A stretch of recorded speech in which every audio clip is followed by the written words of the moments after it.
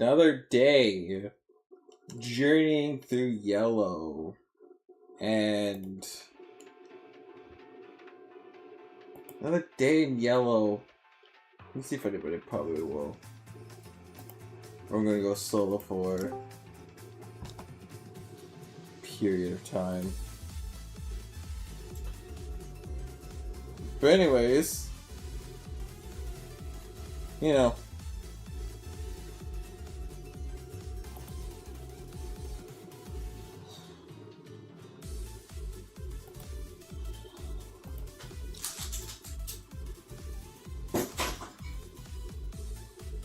Okay.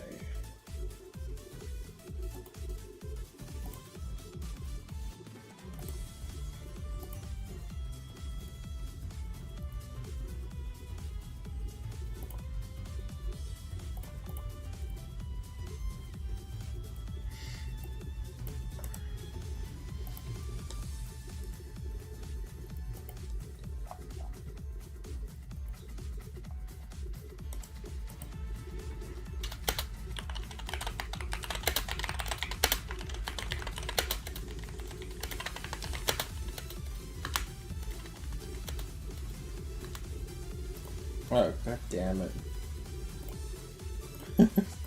Twitch, the voice is inside my head.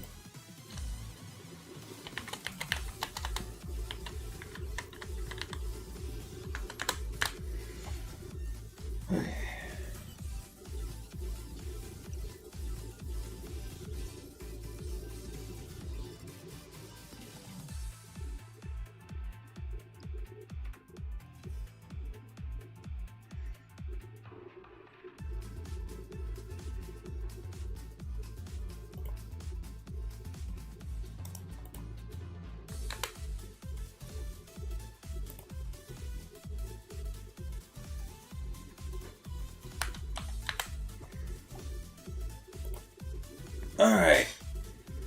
Okay.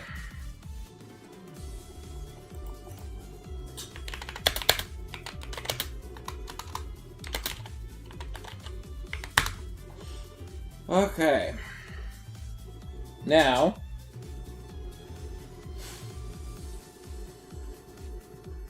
Okay. I gotta pull up one more thing. And then I can...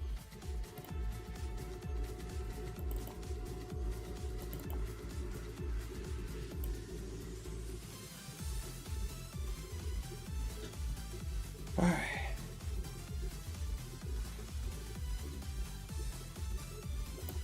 Okay.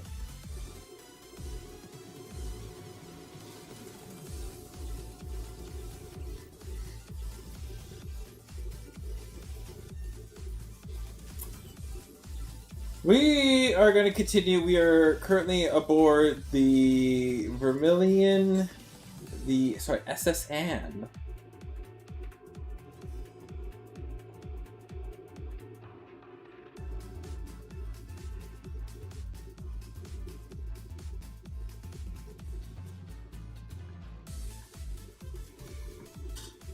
Alright.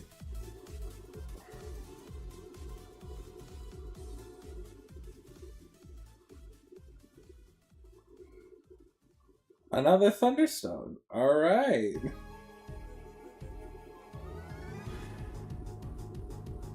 Alright, no trainer.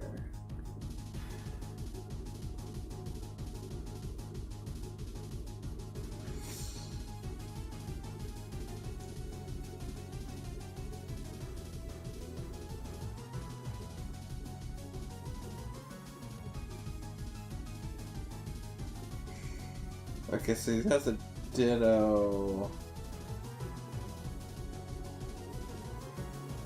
Yeah. Dragon Rage. We just Dragon Rage everything.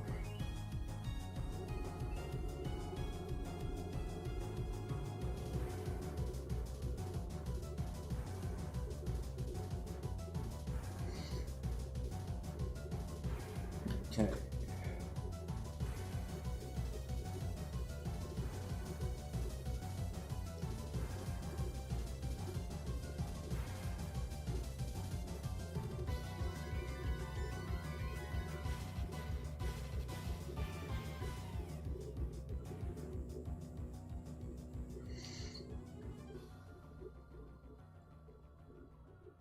Hmm.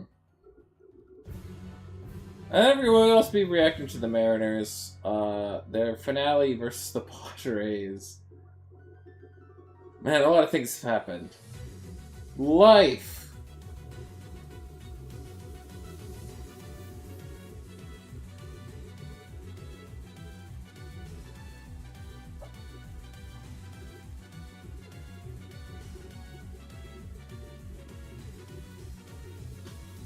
Okay.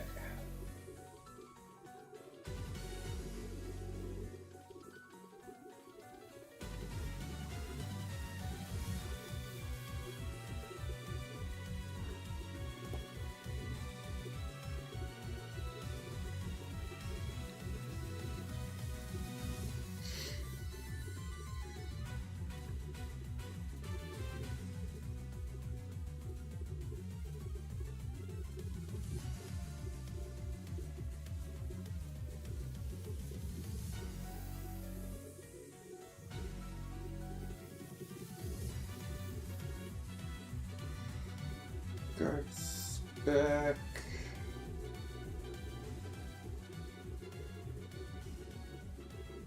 Hmm.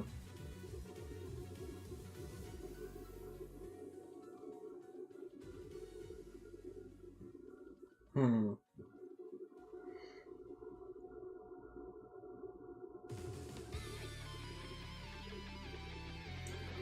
Oh.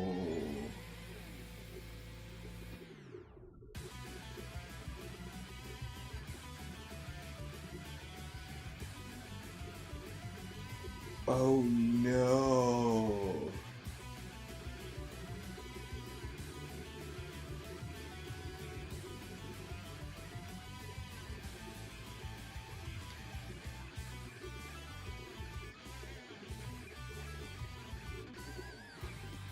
Yeah, we saw Dragon Rage. You can just best mid game move. Everything's a 2-hit KO.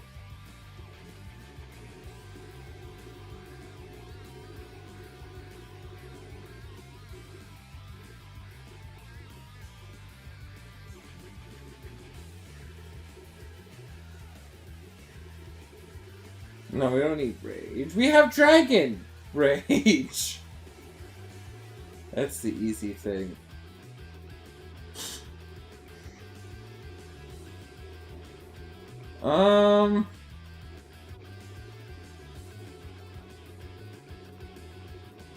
There you go.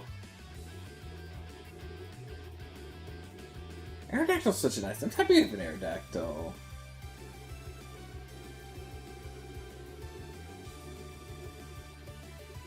Recover.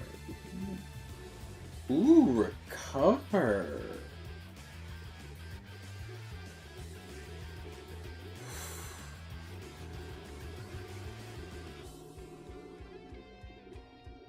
Recover. Okay, I think Wartortle's the one. Wartortle's the play. Wartortle's the play.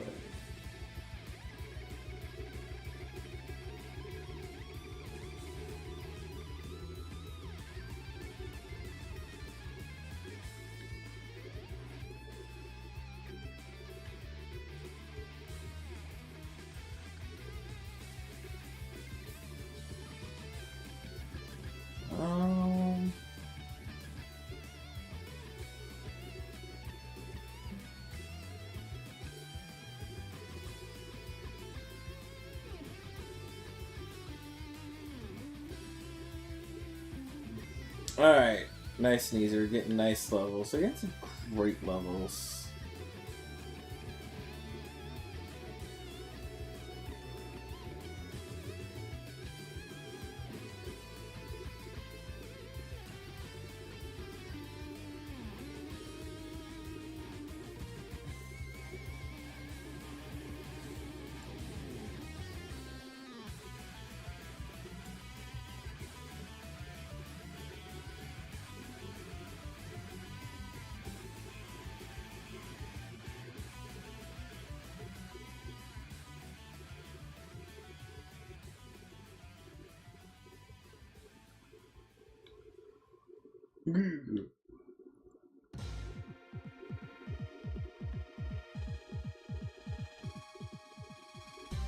Just to make sure no one's we've battled everybody on this floor, because I'm gonna go upper floor. Okay, I reckon everyone's been battled here.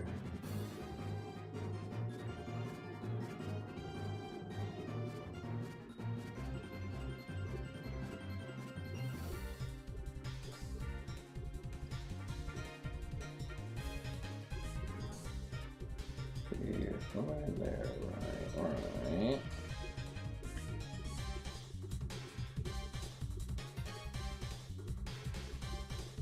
And we already battled Gary. Actually, it's one of the first things we did.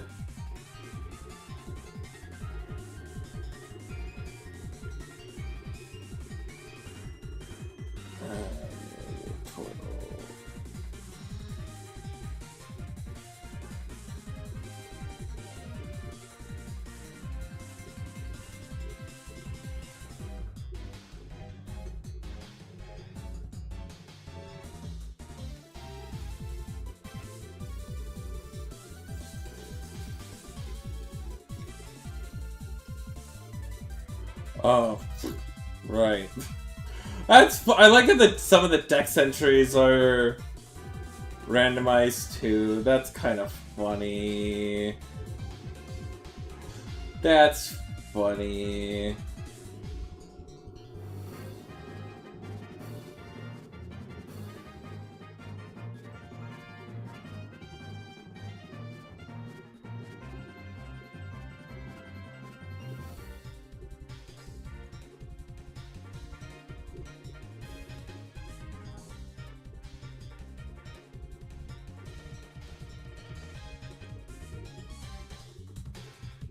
Oh. Alright, we got... Alright, just gotta quickly heal up. There's a couple trans left in the SSN, so we gotta try to get everybody...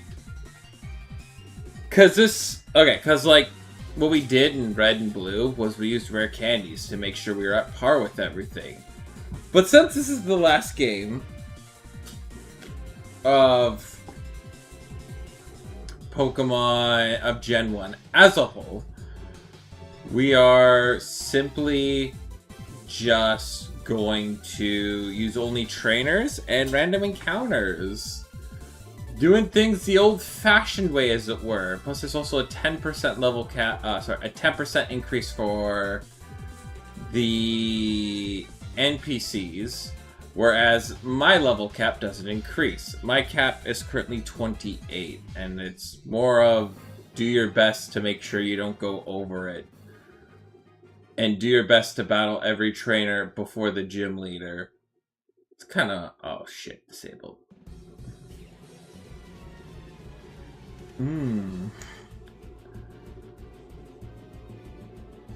You see, Mew is scary, but it's not as scary as it was beforehand. Mew terrifies me. Mew isn't not as terrifying as Mewtwo, because Mew is transformed, and Mew could always randomly transform. Carbos is special, right? Oh, speed! Alright, Carbos is speed, calcium. Oh, we got poison. Is it Charmeleon? Oh, that's fine.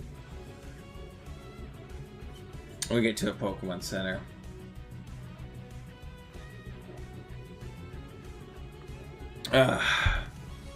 We'll get to a Pokemon Center nice and easy.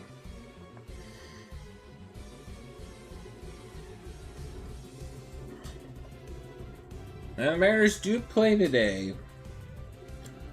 We do play the Padres, and I hope we can beat the Padres at least once, because if the Mariners do not beat the Padres, they will have been swept in the Vetter Cup, which is just an utter embarrassment.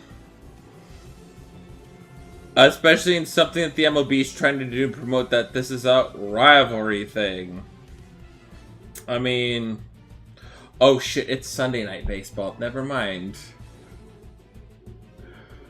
Sunday Night Baseball! Right. This game is Sunday Night Baseball, so...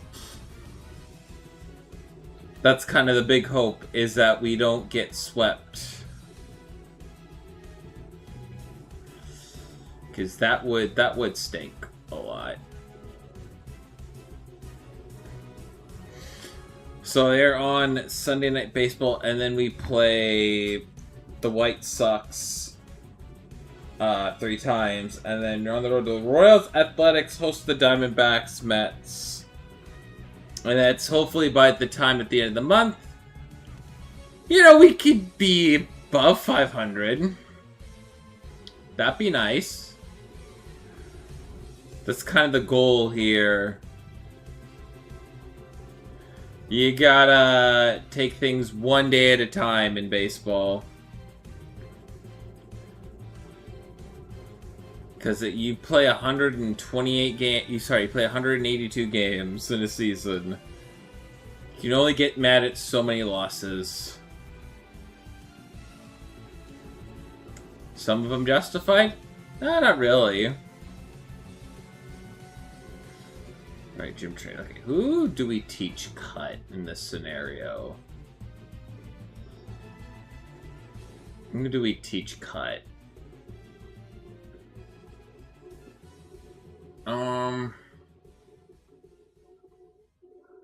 Sure, Snorlax can be the cut boy. I'm gonna be a cut above. Nope, Gen 1. Where to use an HM, you have to go into a party. Still a thing with Gen 1. But that's okay. So, we're just gonna battle everybody here, and then we're gonna go into the route beside it and battle the others. Oh, you might have Psychic.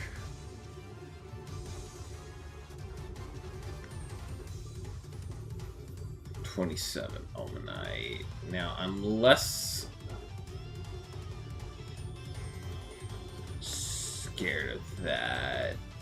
I am terrified of that. Okay, now, good news. We have Haunter. Which means I'm immediately opening up my Game Shark. 1 second. Because because it's a trade evo, and in the randomizer, I forgot to enable that automatically. But that's okay, because I'm just going to open up my Game Shark. 1 second. Oh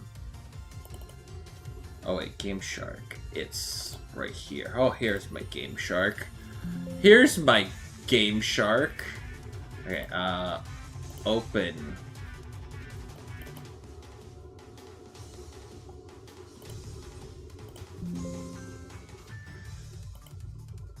Let's see, where are they? Party. View. Go to Gengar. Because good old, and then the export save, overwrite, done. Alright, good old game. The only time I ever used a Game Shark. Tee hee ho, ha ha ha. It's because trade evolutions are cringe.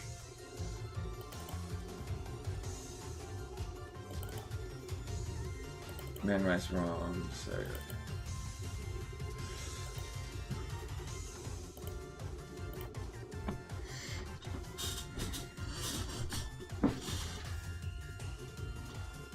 Good old yellow. Alright, now we got a Gengar.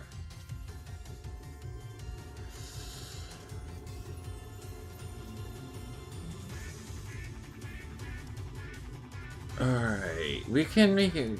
I probably should move Tremelian into the back. Oh, and I forgot the other most important thing. Oops, I forgot the other most important thing. Gonna be good old Gengar. I just have to vaguely remember 92.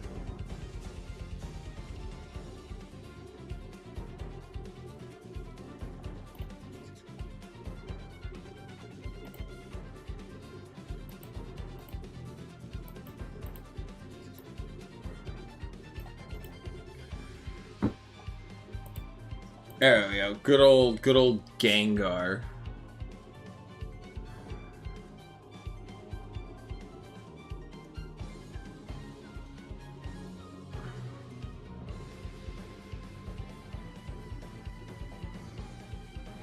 Gengar looks such like a giant dork. Oh my god.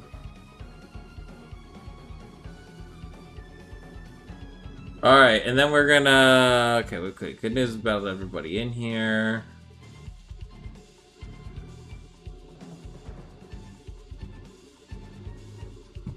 Still the worst mechanic in this generation. Still the worst. But that's okay.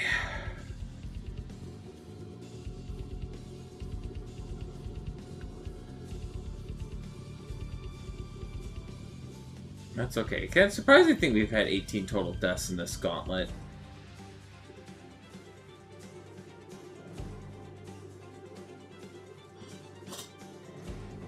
That's a surprising thing. There's only been 18 total deaths.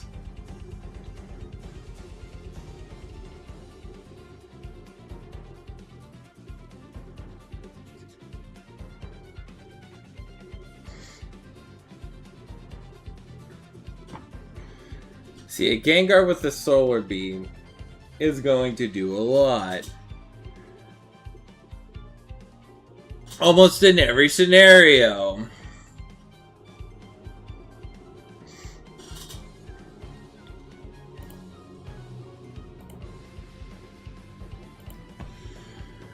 Easy. War Turtle's 26. Charizard. And, okay, other sad fact, Aerodactyl doesn't get any rock moves in Gen 1. There is your other sad, depressing fact about Gen 1. Is that Charizard does not, Aerodactyl does not get a rock type move. I think at least by level up. I checked in the TMs and also does not get a rock move. So that is, I mean, it does get wing attack early on, which is something.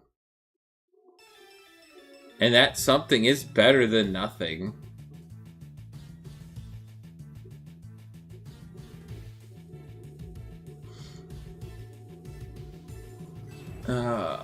Yeah, crits. Persian with Slash is just really good for some reason.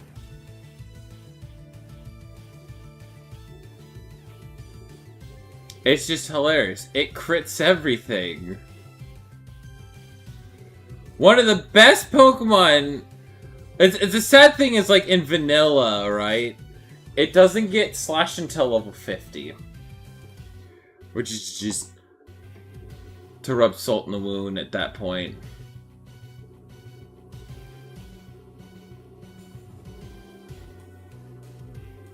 It's just to rub salt in the wound that it does it, that it gets Slash. Really great move. Super handy. It doesn't get till level 50. But when it does wield Slash, Slash is a high crit ratio, and it's only also increased because of your speed stat too. That's the purpose of the speed stat in Gen 1. That's the purpose of the speed stat. So we do have an OP Gen 1 strat with us.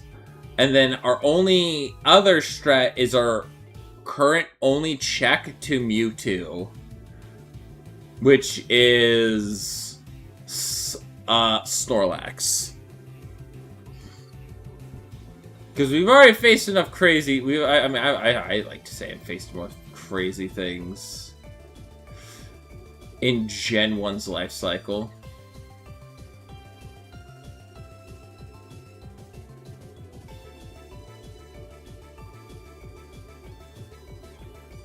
Slash is just funny. Because the funny thing, and the unfortunate thing, when we are going into the next gym, alright, we can be fine, is we are fighting against a Pokemon that is level 28. Sorry, 28. And with the level cap increase, it'll actually be at level 32. Or, sorry, 31. And, well, with our levels right now, we're either super toast, regular toast, or just straight out cooked.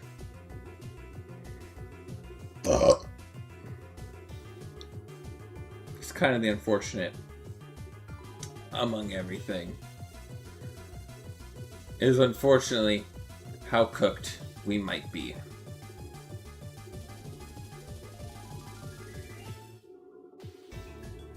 Oh, I don't need an item finder.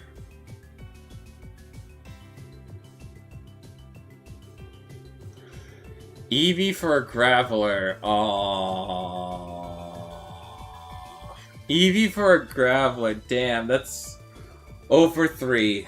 It's okay. We'll get something. We'll get something. They'll give us something. Because if it's the other way around, if it was like, you know, Graveler for an Eevee, then you're talking something, because that's a Jolteon right there.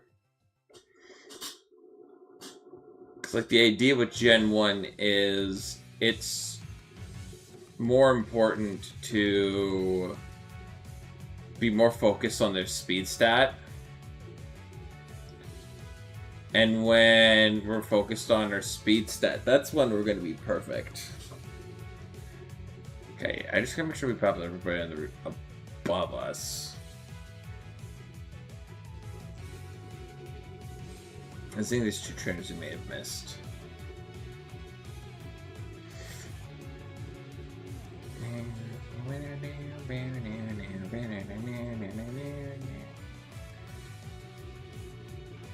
Wow.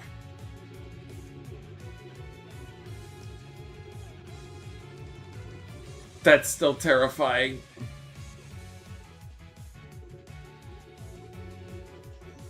That's still... legendaries are so terrifying to face against every time! Every time. Every time I'm facing against a legendary is... Like, Zapdos isn't bad. Like, Zapdos and Moltres aren't bad, right? You can face those and be fine. The part where your heart starts to just go beat crazy fast is... Articuno and Mewtwo. And then it's Mew. Alakazam is kind of scary. But everything else is, like, realistically very manageable. Now let's do the worst gym puzzle in all of Pokemon. Where your options are unlucky and getting only even unluckier. Ugh, and our levels aren't the best. But relying on an overpowered strat works, right?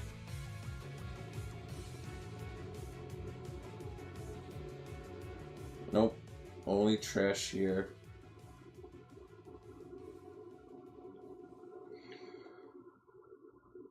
We gotta disable the barricades.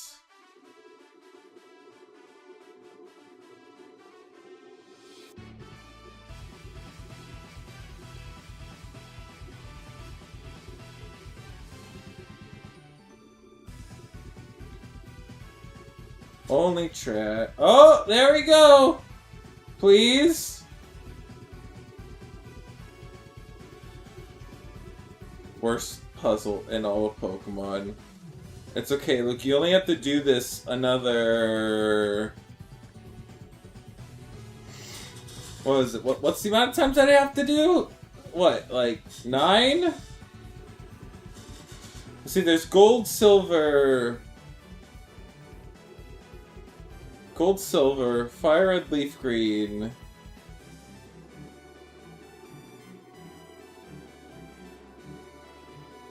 Heart Gold Soul Silver. I think Infinite Fusion? Okay, well, come on. Come on, it'll be lucky. Yay! We got lucky this time! Alright, so... Now... we might be cooked. I just hope not.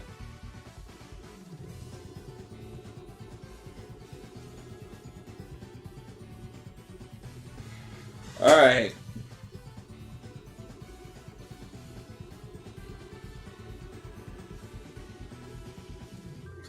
Okay, that's not bad.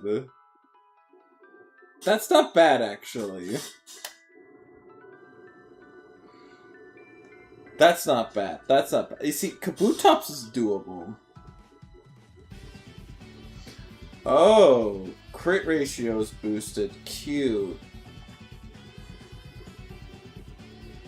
How much damage does that do? Oh, it did 2. It does 2. Oh, that's funny.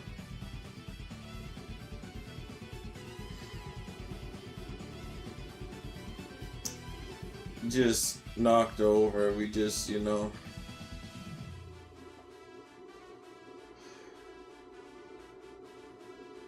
He only has one Pokemon in this time around too, because remember it's gotta be like the Raichu and shit.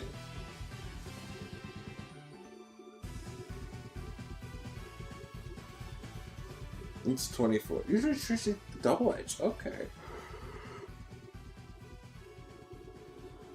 Double edge ain't bad.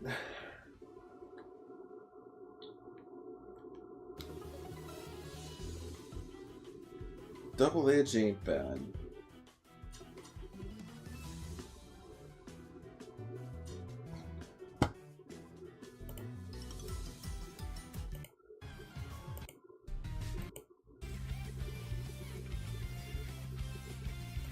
Double edge ain't bad. That ain't bad.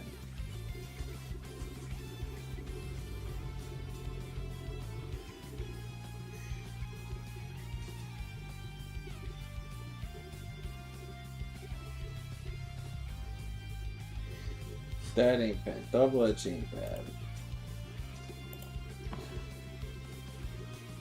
Alright, so we got double edge. And where we did heal? I did one. We just took. Oh right! Shit! Right, this one thing. We can see what the Squirtle is if it's a Mewtwo, you know. I'm just saying, you know. Oh! Executor. That's not bad! Now that's not bad! Executor is one of the Gen 1 staples. That ain't bad. Hey, that ain't bad. That ain't bad.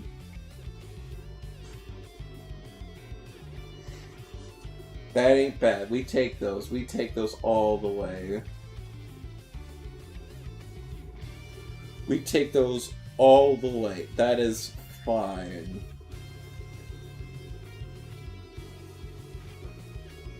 Alright, time to go to the next city. Here we are, going to the next city. Oh boy. Going to the next city. I found a soda pop and I gave it to one of the guards, so now we can pass freely. Oh, and just like that, we're at the next city. Wow. Look how easy that is. And we can take advantage of a couple things. Because we always gotta have lots of backups in the PC. Alright, I gotta get the game case first, though. We're gonna get the game case because we do get our game corner freebie. And we also are going to get the Eevee that's also in Celadon City, so there's that too. There's that too.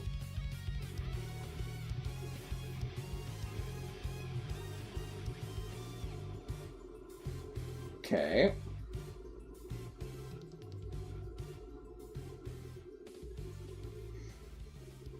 Hmm.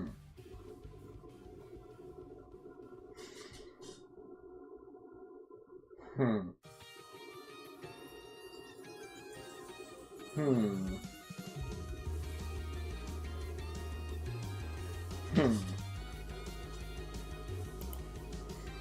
Hmm. Hmm. Uh-huh.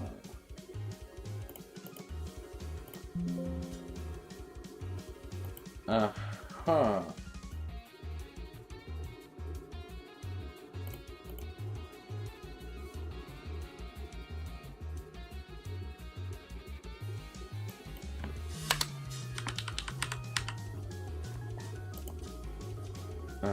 Uh-huh.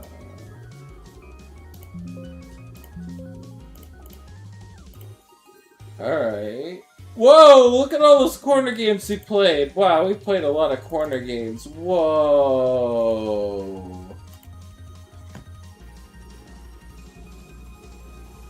Wow, we did look at all those corner games. Oh, we get a Dragonite! Okay, I'm taking Dragonite because it's Dragon is not great. It's not great, but it's like something that's like insanely bulky-ish. It's usable for... there's no use for it. Honestly, it's probably just so that, hey, got a Dragonite. And we are doing the encountering of growing the team, and and thankfully we have the fortunate to just bypass bullshit and just jump straight into increasing our arsenal.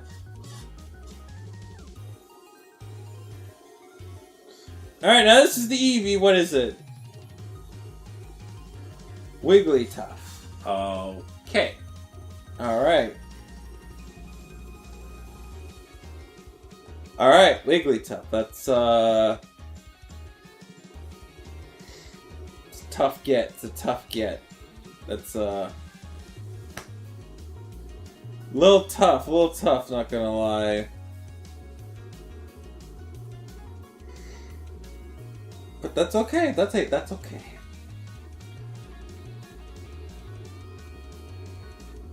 That's okay. At least we get our encounter here. What is it? The all-important encounter roll.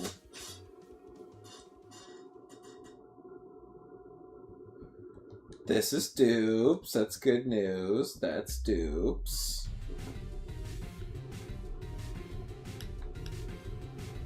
This is also dupes because we have Executor in the PC. That's not dupes.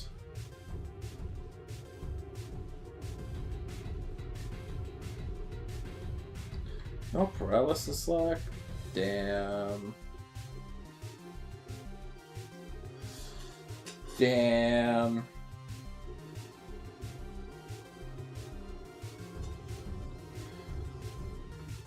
Alright, so we cut Hitmonchan.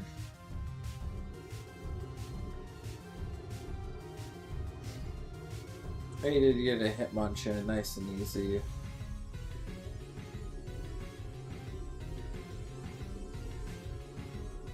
I want to make sure we're not battling anybody because we are just getting encounters.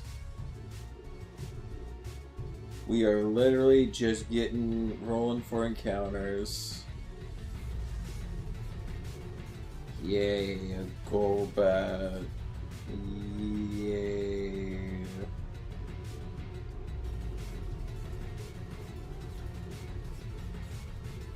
Golbat. Yay.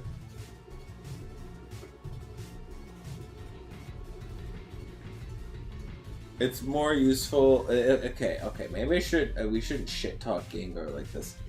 It's more useful in an unrandomized setting,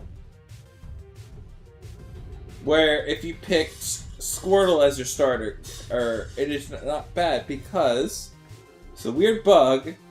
Alright, I need Flash. Fuck, that's my Flash. We have to get Flash. Now, the weird bug in Gen 1 is that Poison is supposed to resist Bug type. But the bug that it has, unironically, is that actually it's the reverse. So Bug is actually super effective against Poison. So the move Leech Life becomes base 80 to a Venusaur and restores your health. So that's what's the nice thing about Golbat in a non-randomized setting. In a randomized setting, it's completely fucking useless. Hi Taegan, how's it going? Going pretty alright. Just got done with getting lunch. Nice. How's work going? Yeah, it's been a while. It is going, I guessing. No, life's been pretty decent, actually. No. That's good to hear. That's good to hear. But yeah, I had absolutely nothing to do today, so I figured I'd just pop in. Oh no, that makes sense. I thought Mariners were playing at what the fuck time? What's that? What's the time? 4. I thought they're playing at 1, but they're actually playing on Peacock, which ew. Yeah. Cubs are up on the White Sox, so that's good. And the old rivalry week. See, at least you beat your rival at least once this season. I mean, look, man, I don't know what's going on with the Mariners. They're in a very, very odd spot. It's weird because there's so much good, and there's equal amount of good and bad. Julio's not on his ice cold start as he usually is. He's playing like typical Julio. But Cal going through a big injury after starting heating up. He's out with an oblique, and that, oh god, that hitless streak has just been like, it's just funny. Your two best players this year have been Rosarena and Cole Young, which Cole Young was like, what? He was like decent last year. He was decent. I didn't think it was bad. It was certainly one where it was something where because they're in a playoff spot, so it's like, okay, maybe you just sit back and try to be a sponge. And this year, like, he's been great. There's our long-term second baseman. We don't have to, like, our infield, we don't have to worry about it because there's still more prospects that can take a fill in the shortstop if they want to put Colt Emerson at third. Yeah, it's just my thing is like Cole Young probably shouldn't be your second best player on this team this year. And I get Julio Rodriguez could potentially take like that spot. He's gonna eventually take over as the best player. It's just that shouldn't be the case on year 2 though. I like him as a prospect, but I don't think like he should. I just like in terms of the Mariners' talent, he should not be that kind of caliber player this early in. And I think that says more about their I mean, how they've been playing recently, because your guys is hitting fucking yikes. Well, it's better than most, but still, it's like if Cal's raking, probably no one's saying anything about the hitting. Like, it's just the depth pieces that are like, yeah, they can't hit, but like, those are depth pieces. They're not supposed to hit. And we're relying on depth. We're overly relying on depth pieces to play in regular roles because it's just injuries. And the Mariners are doing also load management on Brendan Donovan, who Brendan Donovan has just been, yeah, he's had an outstanding start, but like, because they're kind of trying to load manage him, it's hard for him to be truly effective, because like his peak effectiveness is batting 300 in the one-hole spot, which is just, which is awesome. But it just hasn't been like that. I think, like, again, for me, it's when the piece, it's not if the pieces are put together, it's when are the pieces going to be put together. Because if the pieces aren't going to be put together by, like, August, then it's like, okay, here's another wasted year of Julio. You know, Cole Young's performance was great, and then it's gonna be, man, we should have called up Colt Emerson way sooner. Which, I mean, just, like, I know what the Mariners are doing with Colt Emerson. I get it. They don't want to rush him to Seattle. And I think the plan might be for him to stay in Tacoma for the entire year, which is not bad. It's not a bad idea, right? Just so, because we've had a top prospect in, again, the guy that's in Mariners Legends for a long time. Jared Kelenic, the biggest outlier in Mariners lore. Can I just say something, like, that's just telling of the entire AL? The Mariners have played like complete and utter fucking trash. If the season ended today, they would be the 6th seed. Come right, wait. Yeah, and that's the beauty of it. We're in a playoff spot right now. We're right where we needed to be. The best team in the AL is the Tampa Bay Rays, who can't win off any teams from the NL Central. And then the Yankees, who are just, you know, deciding to play around with their junk and shit. No, Yankees are, like, their run differential is absurdly good. Yeah, the issue is they haven't been winning the one-score game, the one games, the games where they need to score one more run. It's just, I don't know. I haven't had a lot of time to catch up on baseball just because of my new sleep, with sleeping and everything. Oh yeah, no, it's rough. It's not even that bad, in all honesty. Well, you get used to it. The only issue is I'm just not getting a ton of sleep. Which, like, I can do that at 21. Now, come, like, 27, we'll see. But, like, at 21, yeah, I'm good. I can't do that unless my anxiety is spiking. I can't do those, like, short sleeps. I need my 9 hours. No, I gotcha.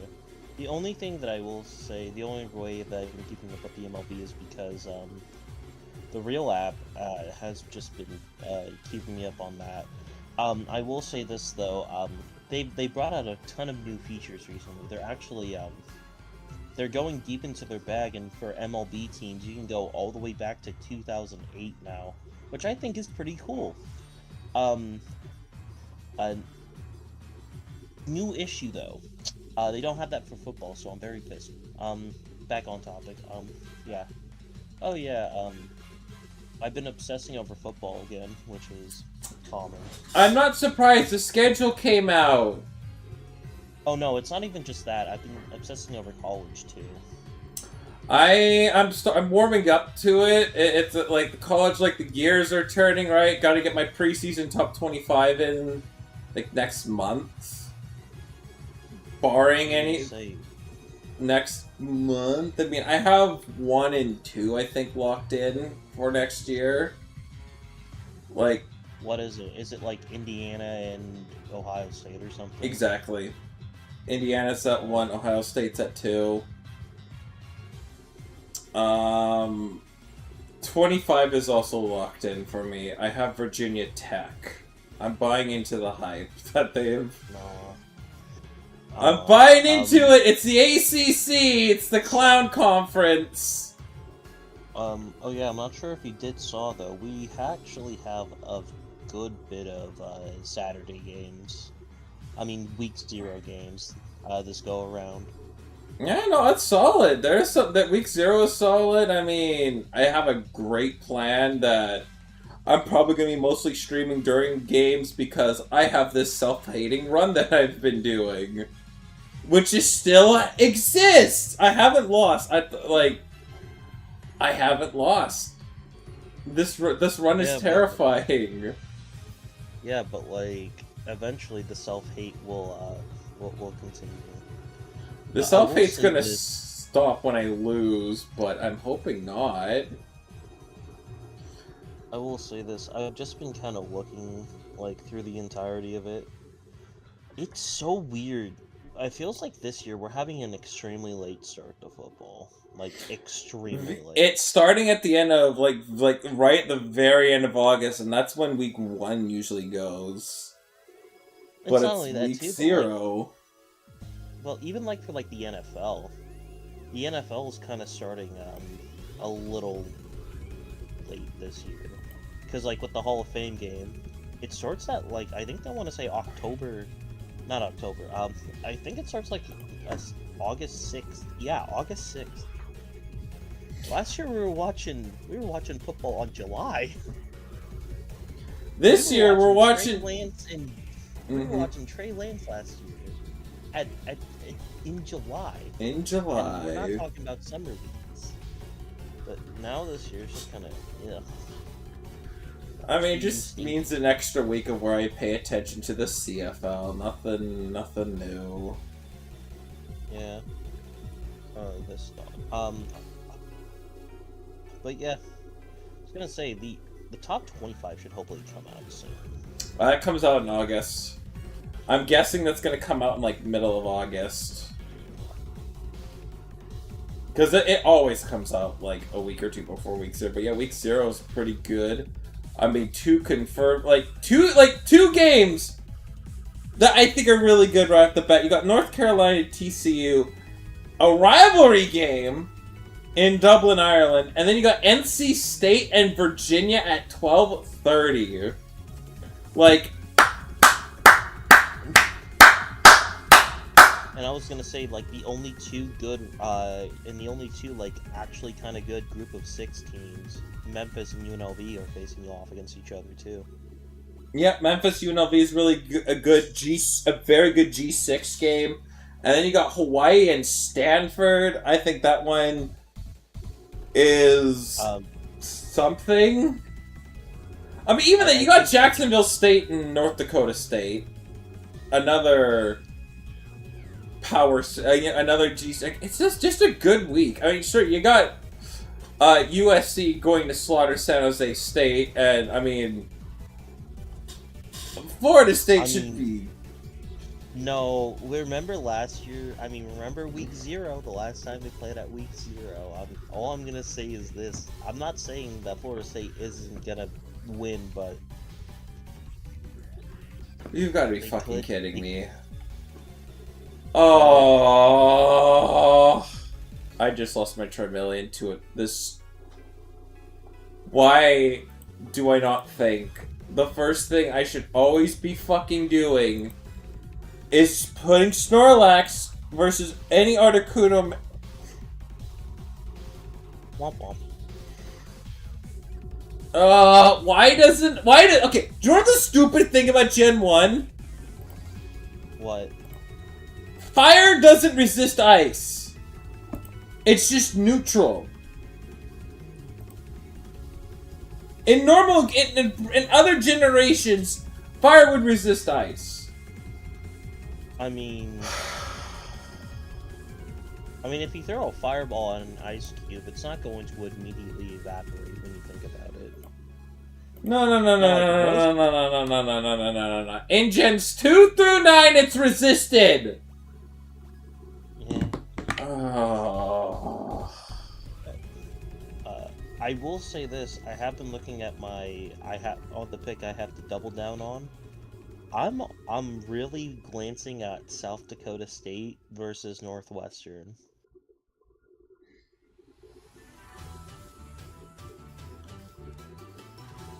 It's something. Wait, hold on, quick check. What's my level cap now? It's 32. I mean, it's either going to be that or the Citadel against the Charlotte 49ers. There are some, I mean, okay, we gotta try to go bigger picture here. Because, like, double down eligible games in week 0. It could be the Wolfpack versus Virginia. Oh wait, no, never mind. The spreads are already here. TCU 6.5 over North Carolina, and then Virginia's -3. Never mind. Womp womp. Odds are already there. Probably those will be pick'ems games. Probably San Jose State, New Mexico State, and then depends what they do for North Dakota State and Jacksonville State. Those are the other ones, and Eastern Michigan and Sacramento State. Those are other. Somebody could also pick UMass against Rutgers. Who? The worst Division I football program that would probably go winless in FCS land. No hesitation. They would not win a game. They would go winless. They would probably find a way to go winless in the FCS. I think you might be able to have some Division II teams beat UMass. Like, that's how bad their football program is.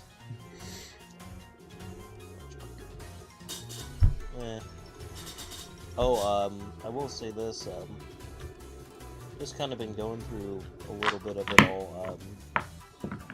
We do have spreads for some of the later games in the week. LSU is currently favored over Clemson by 10.5.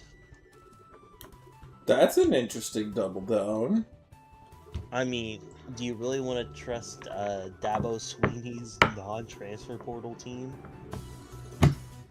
God damn it, you're right. Hey, Luke, are you aware of that one, basketball Twitter account for that one place? Like, the Devils or... the Sun Devils, was it? It was, like, the Sun Devils. The Devils? Yeah, they went, didn't they lose everything? I mean, for basketball, no. The only reason why I bring that up is Sacramento State is playing against them. Sacramento State should beat them. I know, I'm just saying.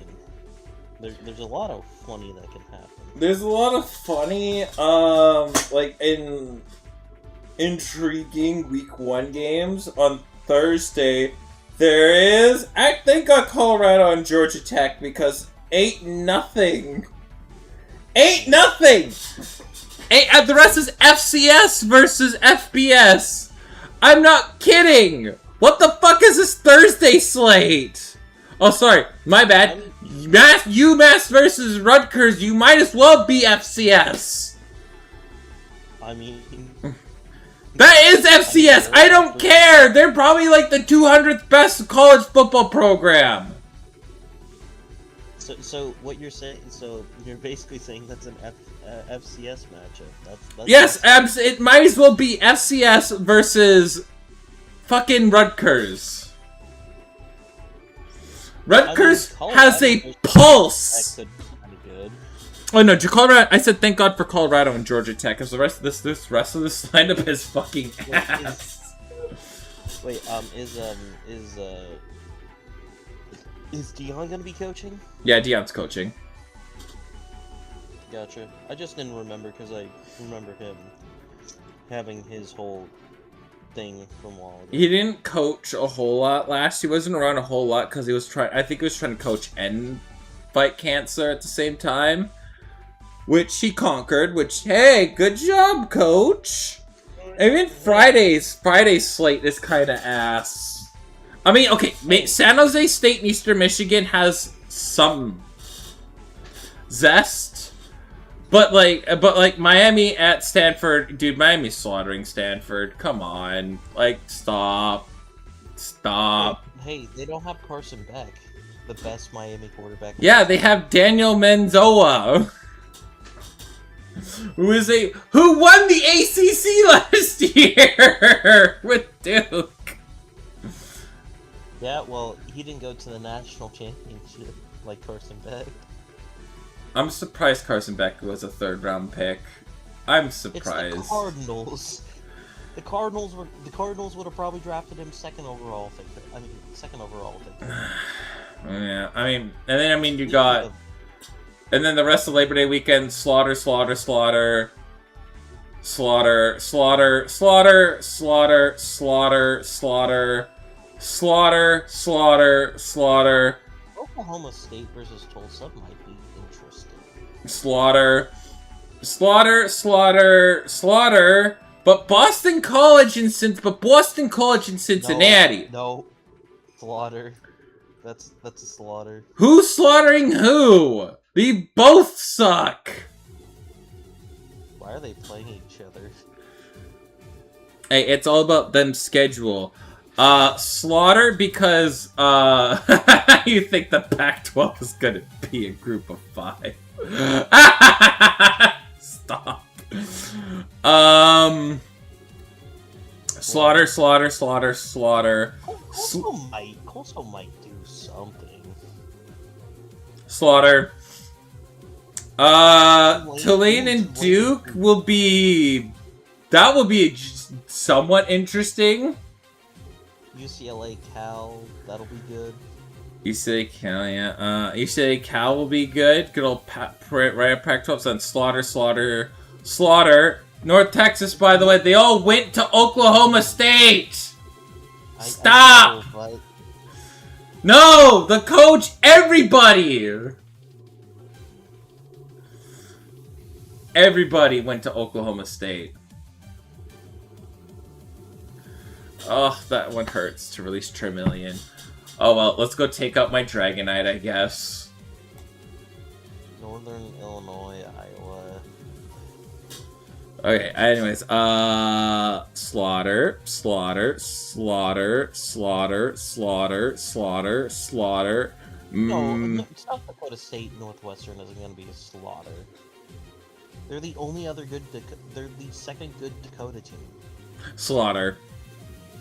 Slaughter, slaughter, slaughter. Boise State, Oregon? That's a slaughter. Yeah, come on, stop, stop. I like Boise State. Doesn't have Ginty. This is like, if anything, I want Boise State to go to like Big 12. Like, keep going. Go to the Big 12. Don't go to the Pac-12. And it's going to be a slaughter. Slaughter, slaughter, slaughter, murder, slaughter, murder. I love how you say murder for Washington State. That's very. It's guys. It's the Apple Cup. It's a rivalry, dude. How is this game a rivalry? Washington State got plucked again. They got plucked again. You can't build anything! But the Pac-12 has good vibes. Yeah, I don't need to win a $40,000 tournament. I'm just here for the vibes, guys. I'm just here for the vibes. Washington State, please lock in. This is a $40,000 tournament. I desperately need the money. You may not need it, but I need the money. Okay. Wyoming and Colorado State. That should be fun. Slaughter, slaughter, slaughter, slaughter. No. This is Charlotte. Yeah, Charlotte. Cool. There's only going to be like 1 or 2 upsets, and it's not. And the team that does it is sure as fuck not going to be the fucking Citadel. Look, man, the Citadel, they're underrated. They had more wins than Charlotte did last year. Okay. Anyways, slaughter. Arkansas State, Memphis, interesting. I really hope Tawasin pulls a funny could happen. No, maybe. Funny? Come on, a little funny happening. Slaughter, slaughter, slaughter, slaughter, slaughter. Okay, Western Kentucky, Nevada. There's a little zest. Slaughter, but UNLV in Hawaii. You know, I think this is the sad thing is for Hawaii. This is probably going to be their last year of competing before they're plucked. The coach has done a really good job, but the thing is, the state's not going forth with NIL deals. and try and help fund the football program. The state said, no, we're not going to fund the Rainbow Warriors. So this could be, I think it'd probably be, Hawaii's potentially last good year before probably the coach goes literally anywhere else. It sucks, but NIL... I think Hawaii's eventually going to go down to FCS unless they can get some funding to stay somewhat competitive. Slaughter for who? Slaughter for who in New Mexico, Michigan? Sorry, my bad. Sorry, I didn't see that. Sorry, intriguing. Slaughter. Slaughter.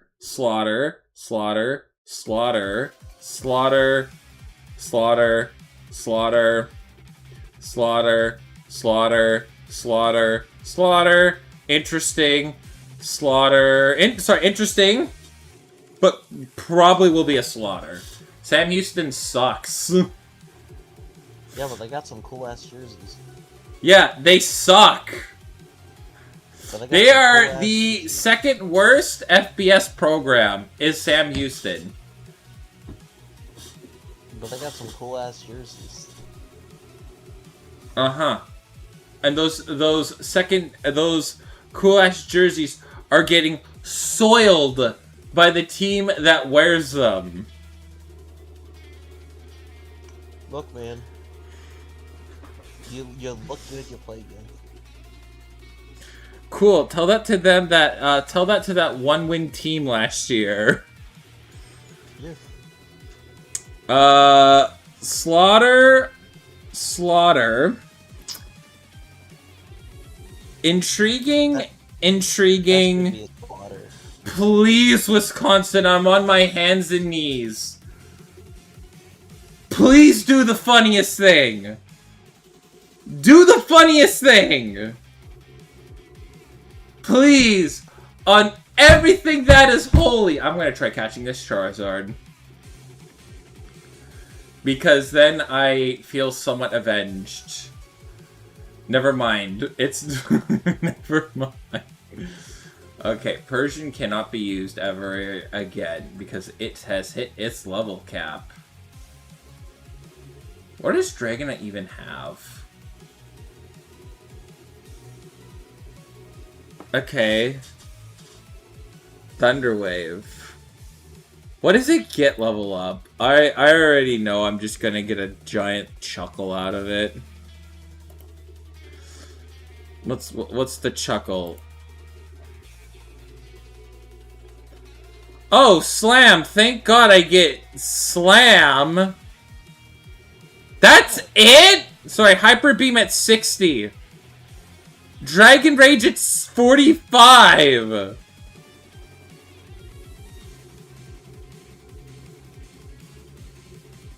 I get Strength. I could do Strength and Surf. Honestly, I can do Strength and Surf shenanigans out of it. I can go Double Edge, right? Low Kick. Can we do Low Kick? Yeah! No, we can't. We can't do Low Kick. Fuck! Mega Kick. Can we do Mega Kick? No, we cannot do Mega Kick. Alright. Double Edge. Come on, can we at least do Double Edge? Fuck! Oh! Oh, this is... I just keep giving I'm just getting the middle finger from this Dragonite.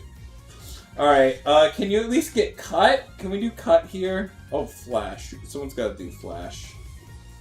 Yeah, we can do Persian. Persian's purpose is to go and use Slash.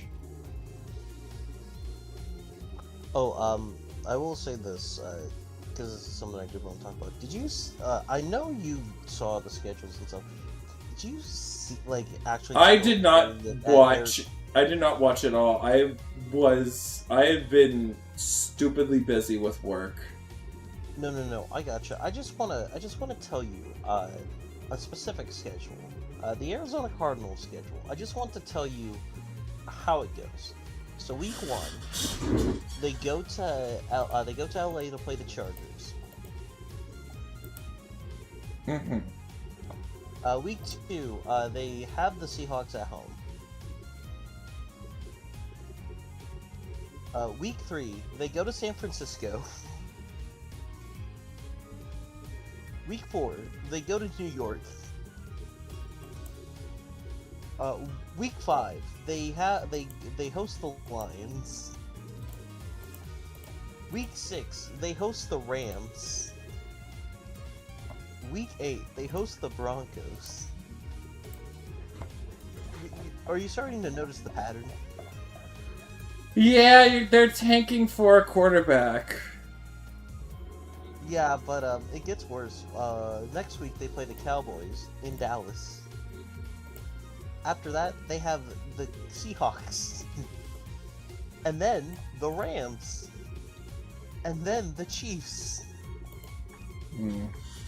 And then the Commanders. The Eagles. And then they finally get the Jets, Saints, Raiders, and Niners. That is insanely brutal.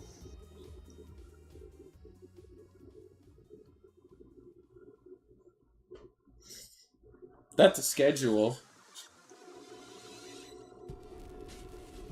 Did you see the...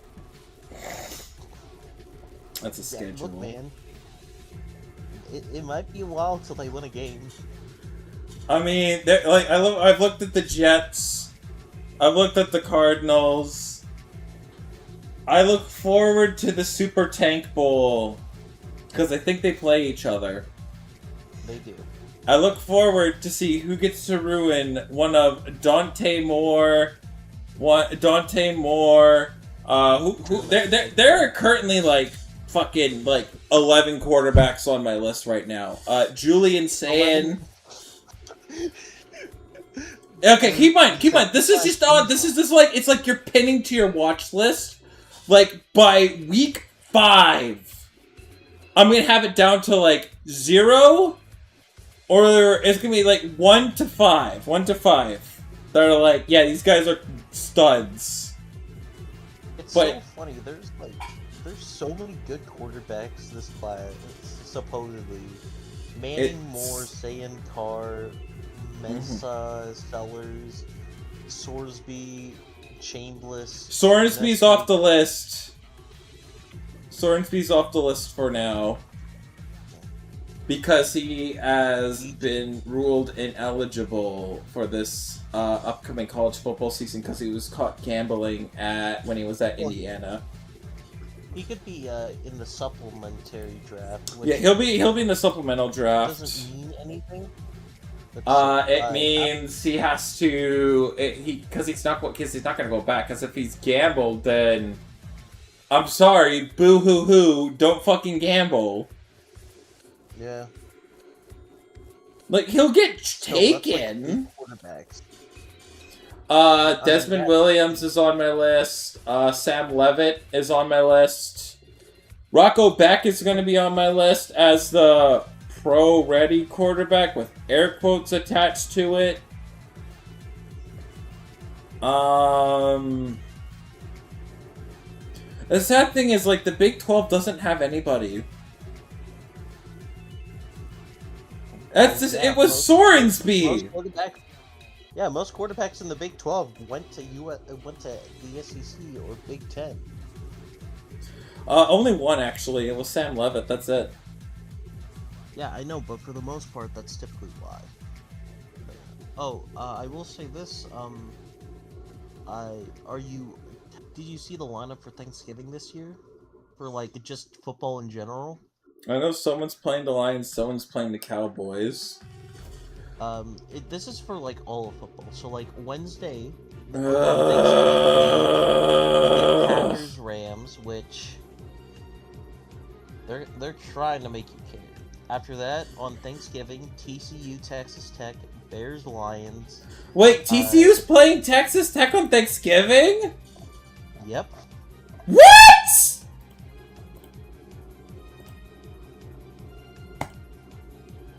They're really trying to make you care. Oh, it gets so much better. Oh, what?! Damn, okay. Then Bears, Lions, That should be good. Eagles Cowboys. And also Chiefs Bills. Oh, it gets juicier. Friday. Cornhuskers, Hawkeyes. Oh, always Farmageddon. Mississippi State, Ole Miss. Eh.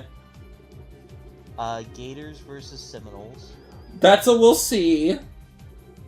Aggies, Longhorns. Cinema. And then Broncos, Steelers. Could be something. I mean, a lot of it is rivalry week anyways. No, Saturday, Michigan, Ohio State. Always. Iron Bowl. We'll see if Auburn figures it out. Georgia Tech, Georgia. Depends. Gamecocks, Clemson. We should be good. LSU, Razorbacks. No. Kansas State, Iowa State. Eh. Tennessee, Vanderbilt. Depends. Oklahoma, Missouri. Depends. Washington, Oregon. Stop. What do you mean, stop? We're gonna get slaughtered by Oregon and finish 10-2 or 9-3. That's crazy. Arizona State, Arizona. Depends. NC State, North Carolina. Depends. Louisville, Kentucky. Depends. Virginia, Virginia Tech. Should be good, but depends. Illinois, Northwestern.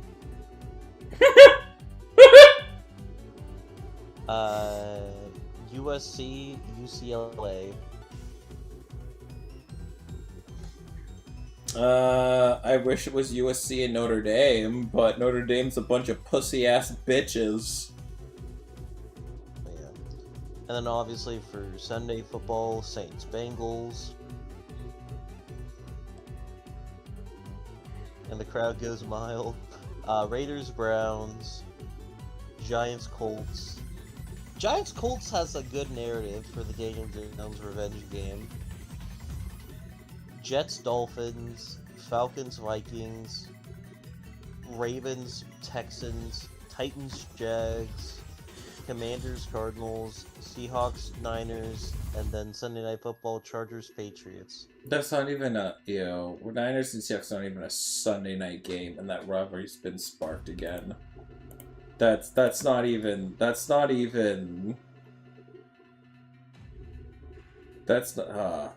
lame. Boo. 2 thumbs down. 2 thumbs down. But regardless, you kind of get the general picture of Thanksgiving football week. It's your eyes are gonna be glued to the TV screen. You're gonna be looking at nothing else. I know, I still can hate it. Oh no, you can hate. Just because I hate you doesn't mean I stopped caring.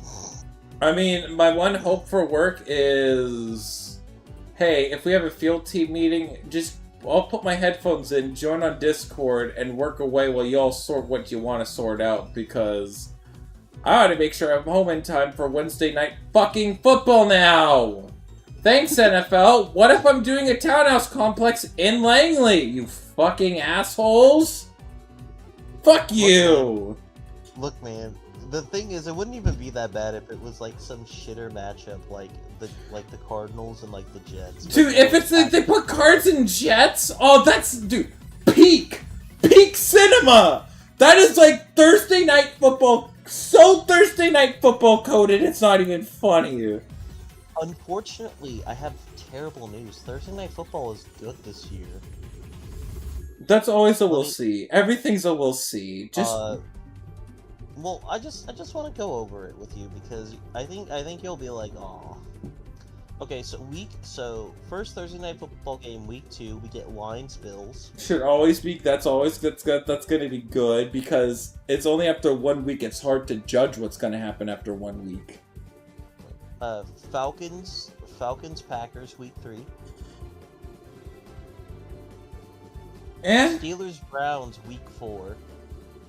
that's always gonna be Those good games- rivalry. Those are NFC North coded.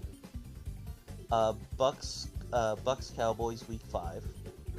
We'll see. That Seahawks Broncos week 6, which like that's gonna be like the most 7-10 game of all time, but like it's with good defenses. Mm-hmm. Week 7 Patriots Bears. Week 8 We'll Panthers see. Packers.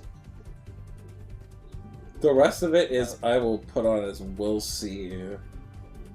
No, you won't, because week 13 Chiefs Rams. This depends upon the Chiefs could be like 4-5 and the Rams could be like 8-1. Right, but no, Mahomes locks in against the Rams. He always does that. I don't know, that's like, okay, look, everybody got spoiled. We got so spoiled once with... We already gotten so spoiled with, like, the most legendary game on Monday Night Football. And what do you think they're gonna be? Like, oh, I don't know! Oh, it's sorry, it's not my thing. I'm sorry, it's, I don't know, you think we're gonna get a high-scoring game like we did all the way back then? I don't know, partner, let's find out. And it's just the most, oh, this game ended up being like 24-20. Okay. Yeah.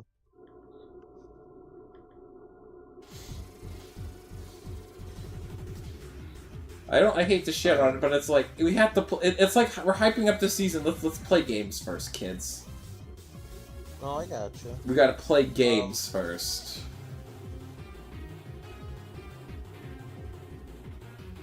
I just feel like this year, a lot of the primetime games are like actually good. You know what I mean? Well, I mean, honestly, there's a fresh new coat of paint on this particular football season because it's the Chiefs and the Eagles are not prevalent. I mean, the Chiefs are, but it's like you don't hate them. Nah, man. Like my agendas, I've kind of moved them around a little bit. Like respectfully, and it's only because of slight saltiness. I have removed my stocks from Seahawks FC. I don't wish you guys ill will, but unfortunately, seeing my It's okay. It's because you can say it's because we won the Super Bowl. It's okay. No, it's not. Look, if you like, here's the thing: if you didn't win the Super Bowl against the Broncos, I would have been like, "Oh yeah, sure, this is like cool and everything." But like Broncos, Patriots, and then getting your revenge, I'm just like, sorry, man, I can't root for that. If it makes you feel any better, I hate all of the NFC West this year. I hate them all.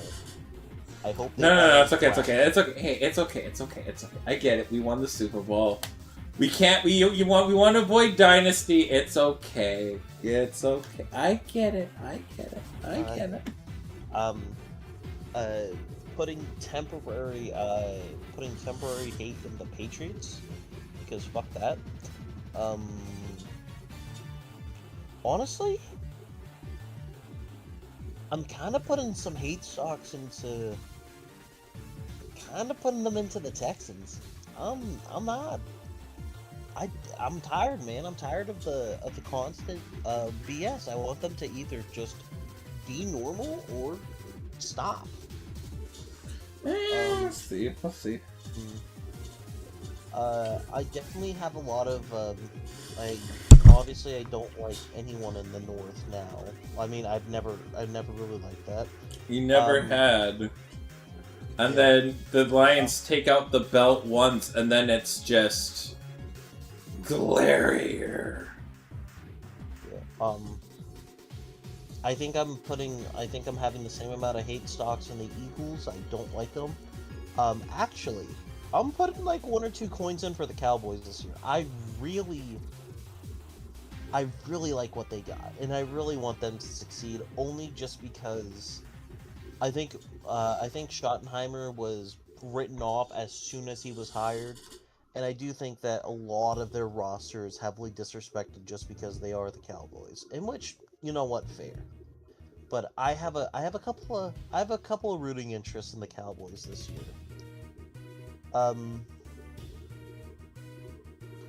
Let's see. Oh man, it's gonna be such a nice year. I could just sit back and watch everybody tear each other apart because I got my ring and I just get to pat it on the back. I just gonna just sit back and enjoy it. And then give it 5 years, and then I'm gonna be like, guys, we need a booster for Washington to be on par with Oregon at least. The only thing is, I don't think football will affect you at least this year and next year. You have like 2 years. I think by year 3, if like the signs are really starting to show, you'll be like, not this again. No, well, dude, if the Sonics are back, dude, I'm gonna be so honest. Expect the Sonics to be unwatchable garbage for 5 to 10 years. Right? Because it's the NBA expansion draft, and like, who are you gonna get? Who are NBA teams really gonna let you part with? It's all gonna be role players.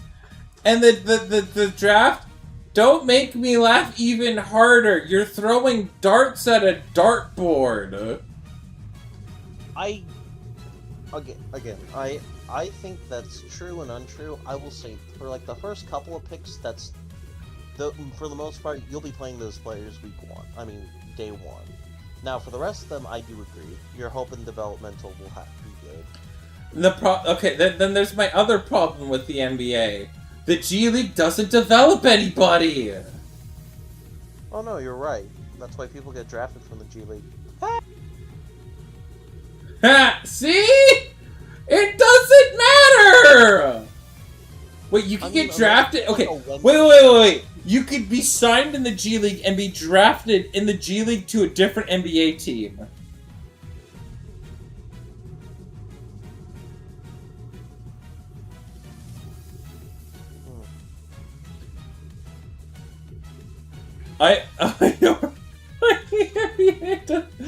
You can't look at me in the eye and say, yeah, the NBA No, you fucking don't! Stop! I will say this. I do think that sometimes it is not a dartboard, only just because Wembanyama was going to be good no matter what. You are not 7'6", and look, man, if you're 7'6", you'll find a use on that basketball court no matter what. Like, you may not have good dribble, you may not have great handles, but like, look, man, you can dunk. You're an automatic 2 points.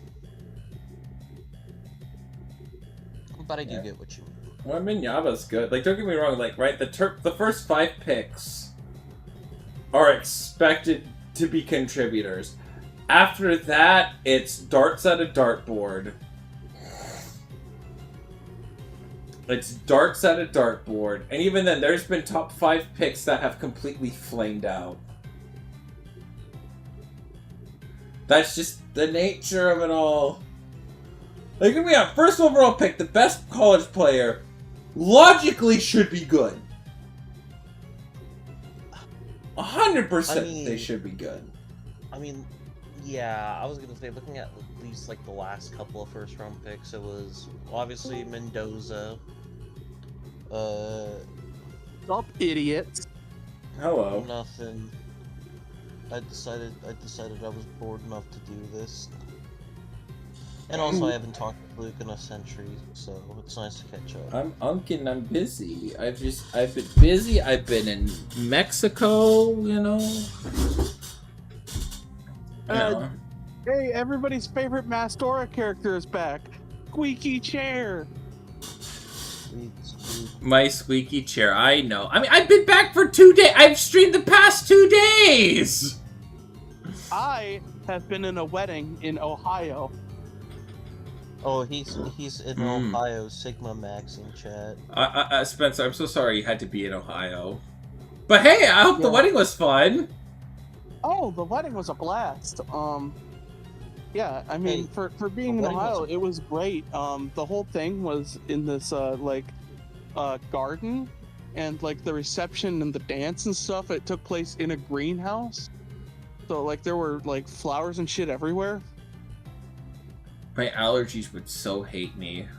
My allergies. Surprisingly, my allergies not bad, not fucking bad. That's good. That's good. That's good. That's mostly good. Mostly like hypoallergenic breeze of flower. That's good. Marriages, And then I just look back at myself and I go, so when the fuck is that happening with you, jackass? And I go, well, I mean, fair point. You went to Mexico, bro. Yeah. And the Leafs gave you a pretty good wedding gift. Yeah! Wait, that was, I didn't see that coming. I didn't see that coming. Seeing us winning the draft lottery was... Because I was so expecting it to land in 6. I was ready for the other funny thing that I had planned for, which was just walking into the pool and not emerging. I was so ready to be hurt. Content out of this. But they won the lottery and we got content for the channel. That was the genuine content, baby. We content maxed, man. Yeah, bro is you know, making content. Yeah, that's right. Got content out of it, so I'm waiting to see what the Leafs do, and then it'll be kind of a deep dive into Vancouver, the Canucks, the Maple Leafs, and the Krakens. A kind of little debriefing. It's more I'm just waiting for that. Waiting for everything else to be divulged, because the Kraken have... Oh, sorry. Aren't there still rumors about Austin Matthews having his jimmies rustled? His jimmies are rustled, but I think a first step is firing Craig Berube. Craig Berube. Oh my god, how can I... He is a bit of a booby. I was saying, I don't hate Craig Berube. I don't hate him. I just think the way how it ended in Toronto was... That's what he's always going to be known for. I think he's one of the least best coaches because, again, his first year, second round of the playoffs, 3-1 lead over Florida.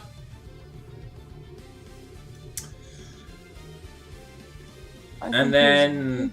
Sorry, no, they were up 2-0 in Florida, 3-1 in Game 3, and then they decided to stop playing for the coach. These prima donnas stopped playing for their coach. But hey, you know, getting Gavin. Gavin doesn't fuck around, and if we have to trade Nylander and Matthews, so be it.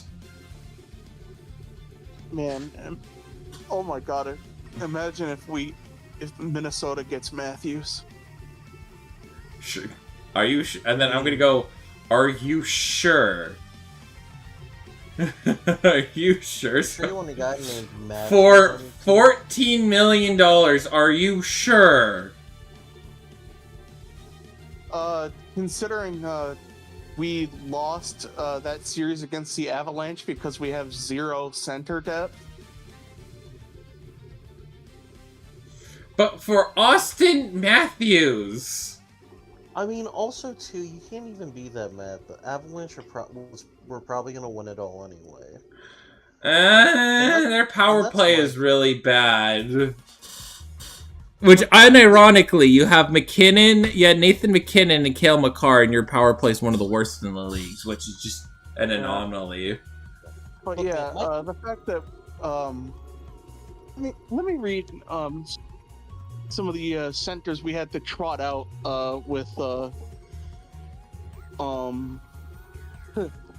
Erikssonek injured. I also just want to say real quick too, it's not like the season was like a horrible loss for a little while. They finally got over their demons. They got past the Stars. Oh no. Like that. I mean, it's not like it's the worst thing in the world. Like, yeah, does it suck losing to the Avalanche in 5? Yeah, but like, the Stars were their boogeyman for a while, and they didn't even have to take it to a Game 7. They got it done in 6. Yeah. Yeah, let me read some of these names, and you can tell me what you think about these guys. Our first center, Ryan Hartman. All due respect, he is not a number 1 center. He's your middle 6 center. Yeah, he's a middle 6er that we're forcing to be our number 1 because we have nobody else. Center number 2, Michael McCarron. That's your third line center. Our third line center is Danila Yurov. Fourth line. Our fourth liner is Nico Sturm. What about Yakov? Yakov Trenyan? Yeah. He's actually a left winger. Yeah, you usually don't use primarily wingers as centers. It's they play such a different game. Fair enough. Yeah, he's usually a winger, and he is one of the league leaders in delivering hits. Actually, he beats people up. He's actually something of a goon. Look. They had the goons with them. They did have their goons with them. They did. I think once we figure out how hockey centers work, we should be to go for another run. I mean, honestly, the only thing I would just really say is they just got to take that next step up. Yeah. And I get that sounds like really dumb, but like they need to stop being in the shadows of like the Stars or something. They need to like get to the Avalanche's level. I feel like if they're going to ever get to the Stanley Cup, they're gonna have to get to the Avalanche's level. And respectfully, they've never been there in their entire time. And I get it's very hard to get to where the Avalanche are kind of at like a sort of like mini little dynasty level right now. But it's like, yeah. I mean, the chemistry of the Avalanche is stupid. Yeah, and you make a good point. This is the best team that the Minnesota Wild have ever put on the ice. And it's like they're a good core. They were like one of the top teams in like preventing goals this year. Like weren't they like 4th or something? Like they were like.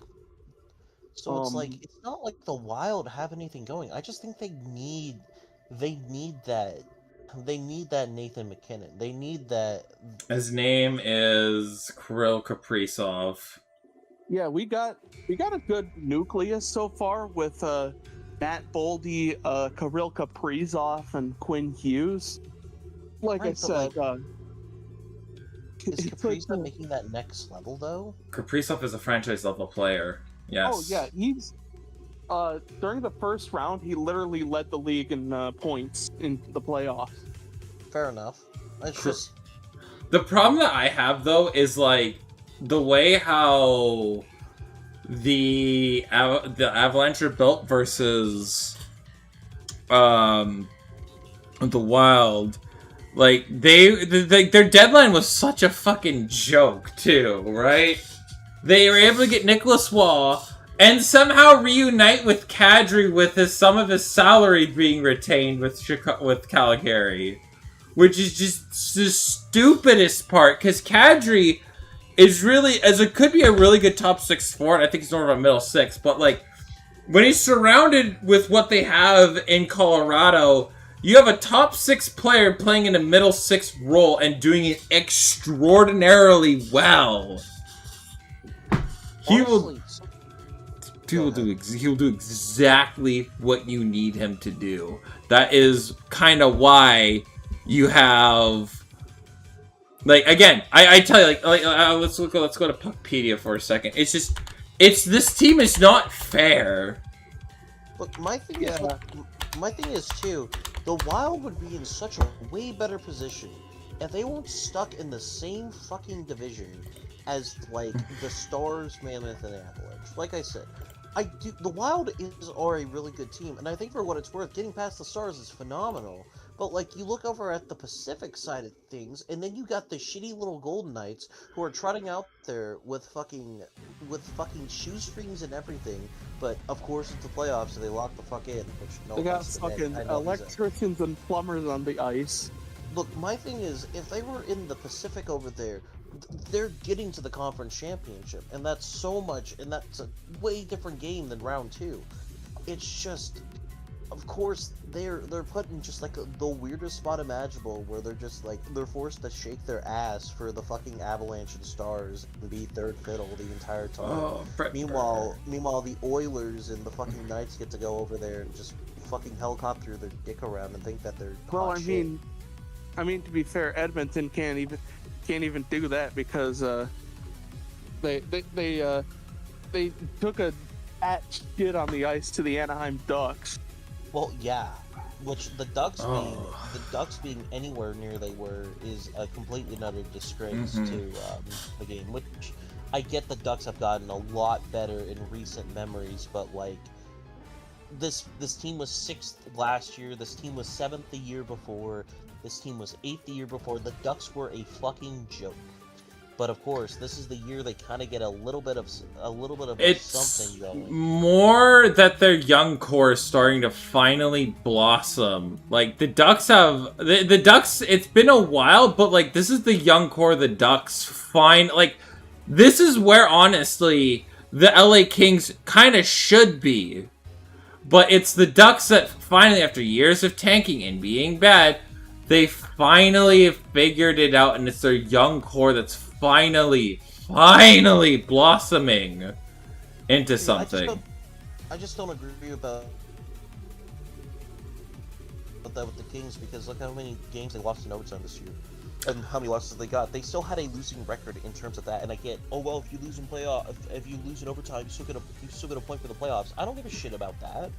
You look at that, and you look in comparison to them. They lost 47 games this year to the Ducks 39. And granted, the Oilers also lost 41, and then also the Knights lost 43. But it's also just like, when you compare the Kings to like the Knights, at least when you look at it this way, the Knights lost less and they still won more games. Meanwhile, the Kings, they were just over here biding their time and hoping they get in. Legitimately, a team like the Sharks would have probably been better put in a position to go to the playoffs, because at least the Sharks learned how to play a lot more efficiently than a team like the Kings would. Because at the end of the day, yeah, the Shark couldn't find ways to get to overtime. It happens. Stuff like that happens. That's my one thing I don't like about hockey. When you get into OT and you still get a point, it's just, it rubs me in the wrong way. And I get it. It's to help promote, like, competitiveness and everything. But it's just like, man, the Kings were not the 4th best team in that Pacific Conference. I'd argue that a team like the Sharks showed a lot more heart, and I probably you're forgetting one critical thing. Macklin Celebrini was top 10 in points. Yeah, that's one player. One player shouldn't absolutely save it. It kind of has been, though, right? McDavid's the only reason why the Oilers are any sort of relevant, because if McDavid and Draisaitl, well, it's McDavid and Draisaitl, but like with just Draisaitl, the Oilers are never slipping the playoffs. And even without both of them, the Oilers are the worst team in hockey. right? This is finally like, again, we're starting to see what in the Pacific, a lot of young cores starting to blossom. You got the Ducks and the Sharks it's finally starting to bear fruit. The Calgary Flames, they're rebuilding. Finally. The Canucks, they're finally doing a complete teardown. They're starting from square one. Seattle, and then you got the Golden Knights, which are always going to be very competitive. They're going to do whatever it takes to win easily. My general point is just this. Like, I will say this. Outside of, like, the Maple Leafs, sorry, and the Rangers, literally any other team in the Eastern Conference would have been better than the Kings. Literally. Oh, 100%. Those teams... Yeah, and that's kind of been my entire thing about it. Like, I don't care, I don't care that they're sniffing in. Like, when we eventually get to football this year, like, the seventh seed AFC team is going to be worse than, like, the 10th seed NFC team this year. And that's, like, kind of been my thing that I've been looking at this year. It's like, I'm sorry, I don't care that you barely got in the playoffs. And, like, my thing is with the Kings, too. It's been like this for at least the last 3 years. Like, yeah, they've made it in. Like, even then, like, it's just losing to Edmonton in 21, fucking losing to Edmonton in 22, or well, 23 or whatever, losing to Edmonton in 24, and then now losing to Edmonton in 25, and now it's the same thing this year, but instead of losing to the Edmonton Oilers, you're losing to the Avalanche. It's just like, the Kings are the Cincinnati Bengals when they had Marvin Lewis. They just don't have anything higher than what they are right now. They are a team who gets in on the fact that they are in a very weak conference, and they get to play bottom feeders most of the time. Yeah, and Kevin Fiala's just out there like fucking, yeah, look, cookie. Like, are you telling me that I should be impressed with the Kings when they played in the same division as the Canucks, Flames, Sharks, and Kraken? Sorry, not interested. Also, Anaheim Ducks, I might as well throw them in too, because until this year, they were fucking dog shit. So it's just like... They were shit from a butt. Mm-hmm. Oh no, the Pacific has always been, like, bad, but, like, the Pacific is only going to get just a lot better. The Sharks rebuild is over. The Sharks are going to be going big game hunting.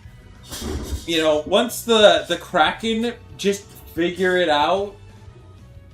No, they won't. Their organization's right now a fucking dumpster fire right now. Which, wow. Stark differences from Vegas. Vegas gets a really smartly ran organization. The Kraken get this. Yeah, and then you look at the Calgary Flames, which...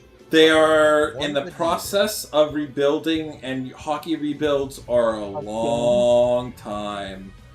They'll have like this is the second rebuild they've had to do just in the 2020s. Yeah. Oh, 100%. Okay, I get that. But, like, also, it's the Calgary Flame. Like, even I didn't know hockey, and I knew, like, one of the bad teams was Calgary. Again, I get the Pacific is slowly getting better and better, because with teams like the Golden Knights, you go, okay, theoretically, they're a really good team because they've won a Stanley Cup, and they've had a lot of growth and everything. Like, I get that, but, like... I'm sorry, man. I can't take this division seriously. Oh, no one should. You've got the Canucks. That's why when people say, "Oh, you should," oh yeah, the Pacific's getting better. Yeah, sure. They'll lose 2 less games than last year. Yeah, that's progress, but like, I don't know how much progress. I don't think it's gonna be like that. No, the Sharks are gonna be like one of the really good, young, hungry teams. I think they'll probably be potentially the second best team in the Pacific the upcoming year. I think the Ducks are only going to get better. The Golden Knights are going to be there, and then the Oilers could be the odd man out this upcoming season because of all the years they've squandered away of the Pacific just being so bad. Other teams are gonna find a way to pass them.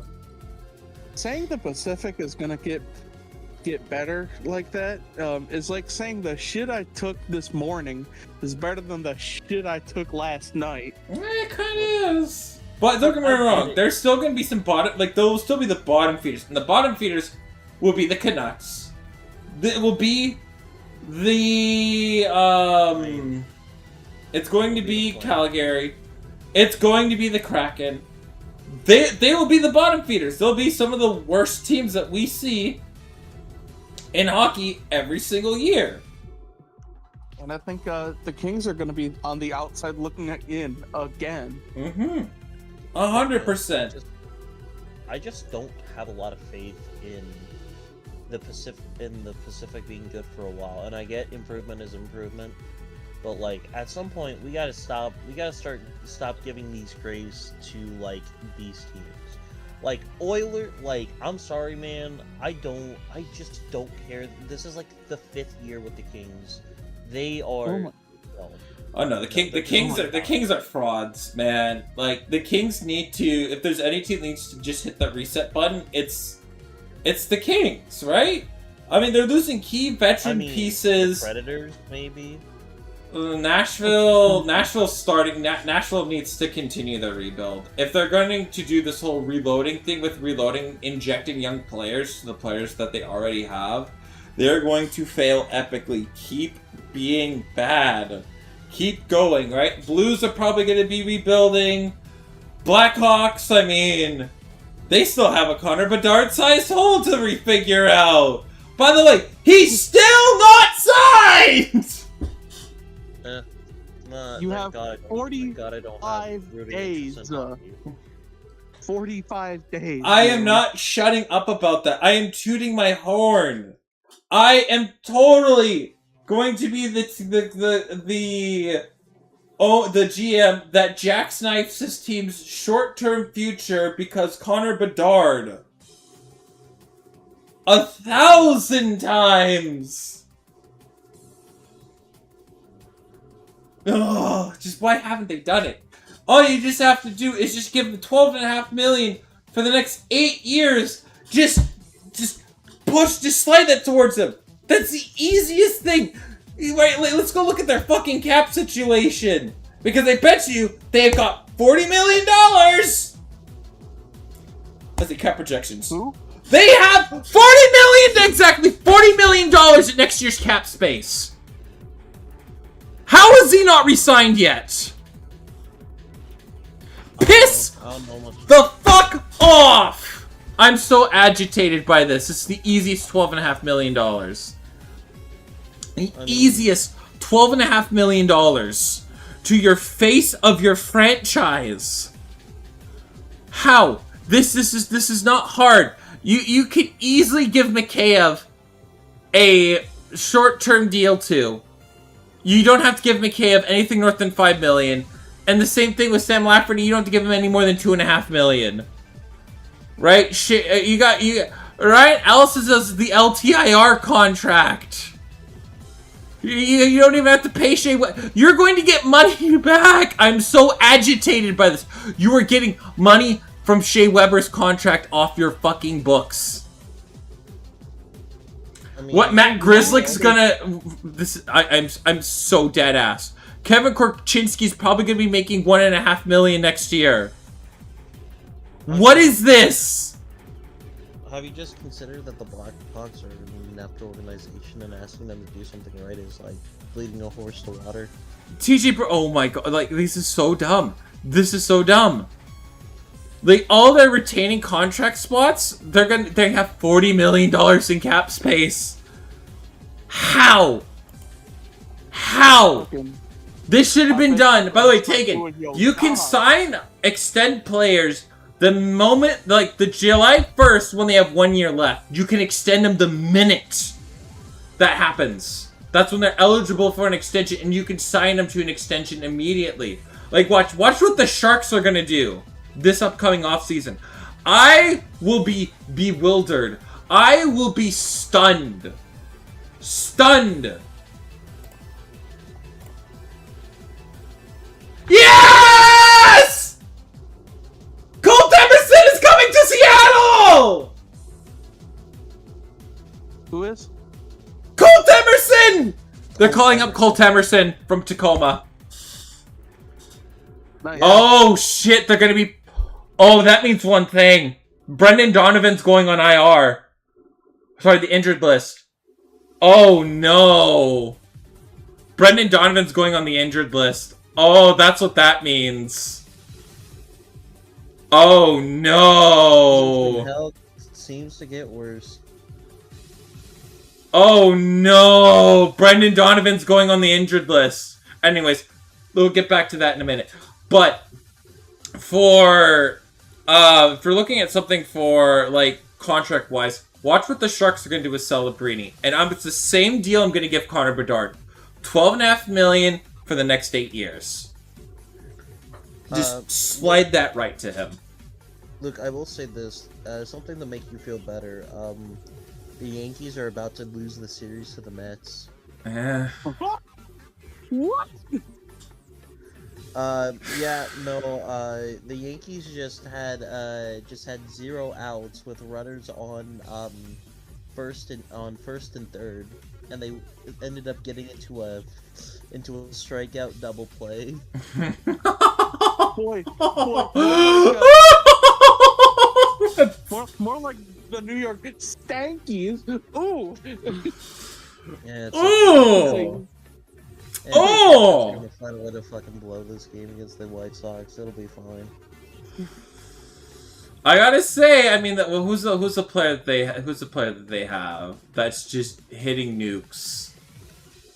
Another thing for White. Thank God you're not a White Sox fan, because I am going to be torturing the fuck out of Adam. What do you mean? Okay, so his deal with the White Sox is only 2 years. Yeah, they're gonna have to sign him. You have to re-sign him in November. Yeah. Here's the thing, if the White Sox do not re-sign him at the start of the regular season, these fucks are trading him. Oh no, 100%. He is 100% going to get traded. Not any here's like. What's gonna happen? Murakami's going to have like 65 home runs this year. White Sox sign into an extension. Next year, he's only gonna hit like 15. That's how it's gonna go. No, I don't think it's gonna be like that. He's really, he's slugging it.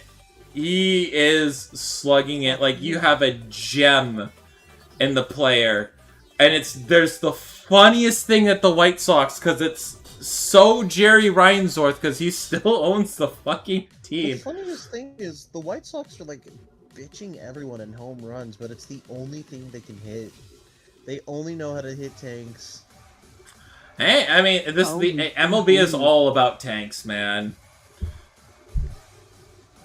It's guaranteed points, but the funniest thing could happen is the White Sox don't re-sign him and trade him before the before the 2027 deadline.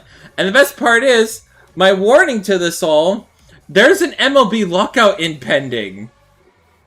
So even if you do get an MLB shortens, if he's not even re-signed, right? Because we don't even know if we're gonna have baseball again. Dude, that contract could potentially lapse over. It could be that contract could lapse over, and he's a free agent if there's no baseball, and they get a deal done in like midway through the year, and it's like, well, we don't want to pay anybody. It's because it's the White Sox, and they would so do this shit. And I will laugh and laugh.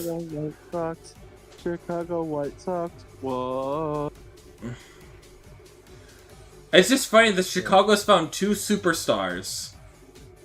And they are potentially, if you were to ask me, do you think they're going to stick around? I would tell you, no. I pray to God that Ryan Poles knows what the hell he's doing with Caleb Williams. Oh, the Bears are fine. The Bears are fine. The Bears are the team that is on the right track. You're going to keep Caleb Williams around. You're just gonna have to. You're gonna have to give a stupid amount of money. I will say this: in his contract, we can't franchise tag him. So after his 5th year, we do have to sign him. So realistically, we're probably paying him in 2 years. And you that's something that you're easily going to do. That's no hesitation. He's the face of your franchise. You're getting that deal done next offseason. Oh no, I think if Caleb Williams wins like the Super Bowl this year, I'm being completely dead ass. The Bears will sign him to a 10-year contract. I'm not even like joking or anything. Like the Bears would sign him to a 10-year contract on the day that he wins the Super Bowl. Like next year. Legitimately. Oh, the statue's going up the day of. Well, yeah, statue's going up day of, regardless. Like, honestly, you have no idea, man. Like, Caleb Williams is like, I swear to God, he could go, if he wanted anything in Chicago, he would get it.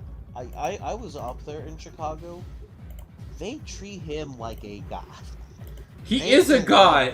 You have to, because he was trying to see if he could go to the fucking XFL at the time to avoid playing for the Bears, man. His father was. That was proven. His father was trying to do that, but he told his father no. He made the cheese grater cool, dude. Look, man, all I have to say about Caleb Williams is I know a lot of people are gonna be like, oh, well, he's bound for regression last year. All I'm gonna say about this Bears offense is, Ben Johnson was using guys that he doesn't typically use. Like, legitimately, when I think of, like, wide receivers, the only one that's, like, the kind of perfect fit that he looked for last year, Rome is not the real wide receiver that he was looking for. I think they're trying to transform him into a more, like, gritty possession receiver, and then, they try to get Luther Burden in the slot last year, but, like, he was still learning the playbook, so it took him a while. So, like, Olamide Zaccheaus, like, legitimately, getting rid of DJ Moore is kind of really good for Chicago, only just because it opens up Ben Johnson to get more of his scheme guys in. And that's why we brought in guys like Khalif Raymond and such. And also, Scotty Miller. Dude, if Scotty Miller catches a game-winning touchdown against the Packers, I'm going to chuckle so hard. Perhaps even chortle. Yes. Yeah, honestly, after this offseason where we've had, like, a lot of not fantastic news happen, I'm very content with how we've done. With that being said, I still don't think we're the best team in the North. Yeah, I think you are! No. I think the hierarchy is kind of going as followed. I think it's like Packers, Bears, Vikings, and then a gap to the Lions. I think the Lions are going to be terrible this year. Well, not terrible, but I think the Lions are definitely due for a lot of regression. Yeah, and my mom, who's a Lions fan, told me she thinks the playoff times are over. It's not even just that. I just don't think Dan Campbell's the right answer to coach. I also just don't... I don't think Dan Campbell isn't the right answer. I think his message from... He needs to go back to biting people's kneecaps instead of, this might have been our only shot. Because the minute you say that, that's a surrender dex of a surrender dex, bro. You can't be the guy that wants to take everybody's fucking kneecaps and play with all this heart and have the locker room and say, guys, this was our best chance. Time to pack it up, and then you walk away. No, that's not what you do. You reinvigorate your crew. My thing is, too, it's like, this team has, at least offensively, drafted pretty well. Like, Jahmyr Gibbs was a really good get. Sam Laporta has been really good. They've drafted fairly well in terms of offensive weapons. Now, in terms of line, it's been hit or miss here and there.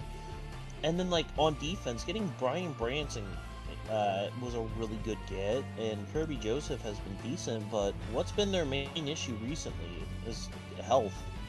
Like, their health has been down the shitter recently. And, honestly, I don't have a lot of faith in this coaching. And also, Jared Goff is getting old. Not saying he's in for regression per se, but he's gonna be turning 32 this year. Next year he'll be 33. I don't know how much longer. Oh God, Detroit I'm turning 30 this year. Same here, man. Yeah. Oh. Also too, his contract might be coming up a little bit soon. Oh. I love this gym. This gym had no threats. Yes! Oh, his contract expires in 2018, but there's a potential out for 2018 where the Lions would end up getting back about 30 You mean 2028? million cap space. Yeah. Sorry, I just- 2020, 2018 was 8 years ago. No, I gotcha. I don't have a lot of faith in Jared Goff, and I saw something the other day that made a lot of sense. And this is very interesting.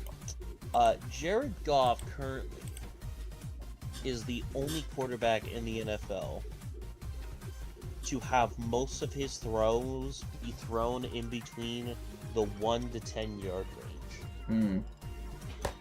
Hello, Drew Brees. Alright, my Lex level cap is 50. Sweet. Like, it's kind of rough right now. I think a lot of people forget that Jared Goff has some fantastic weapons at wide receivers, and as much as I hate guys like Amon-Ra St. Brown, there is talent within him in what he does. And Jamison Williams is a fantastic wide receiver who would be wide receiver 1 on any roster.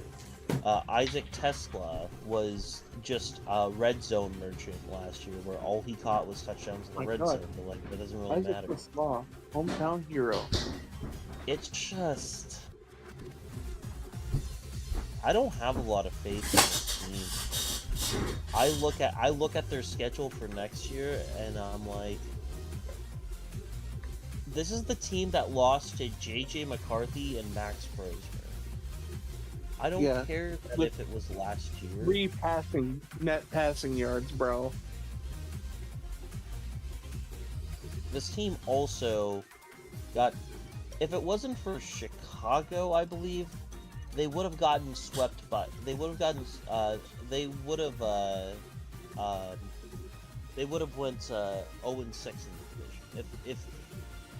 If it wasn't for the fact that they were playing against an early Bears team and a Bears team with little... Oh, fuck, that means Brennan Donovan's head to Lions- the IL, isn't he? Yeah.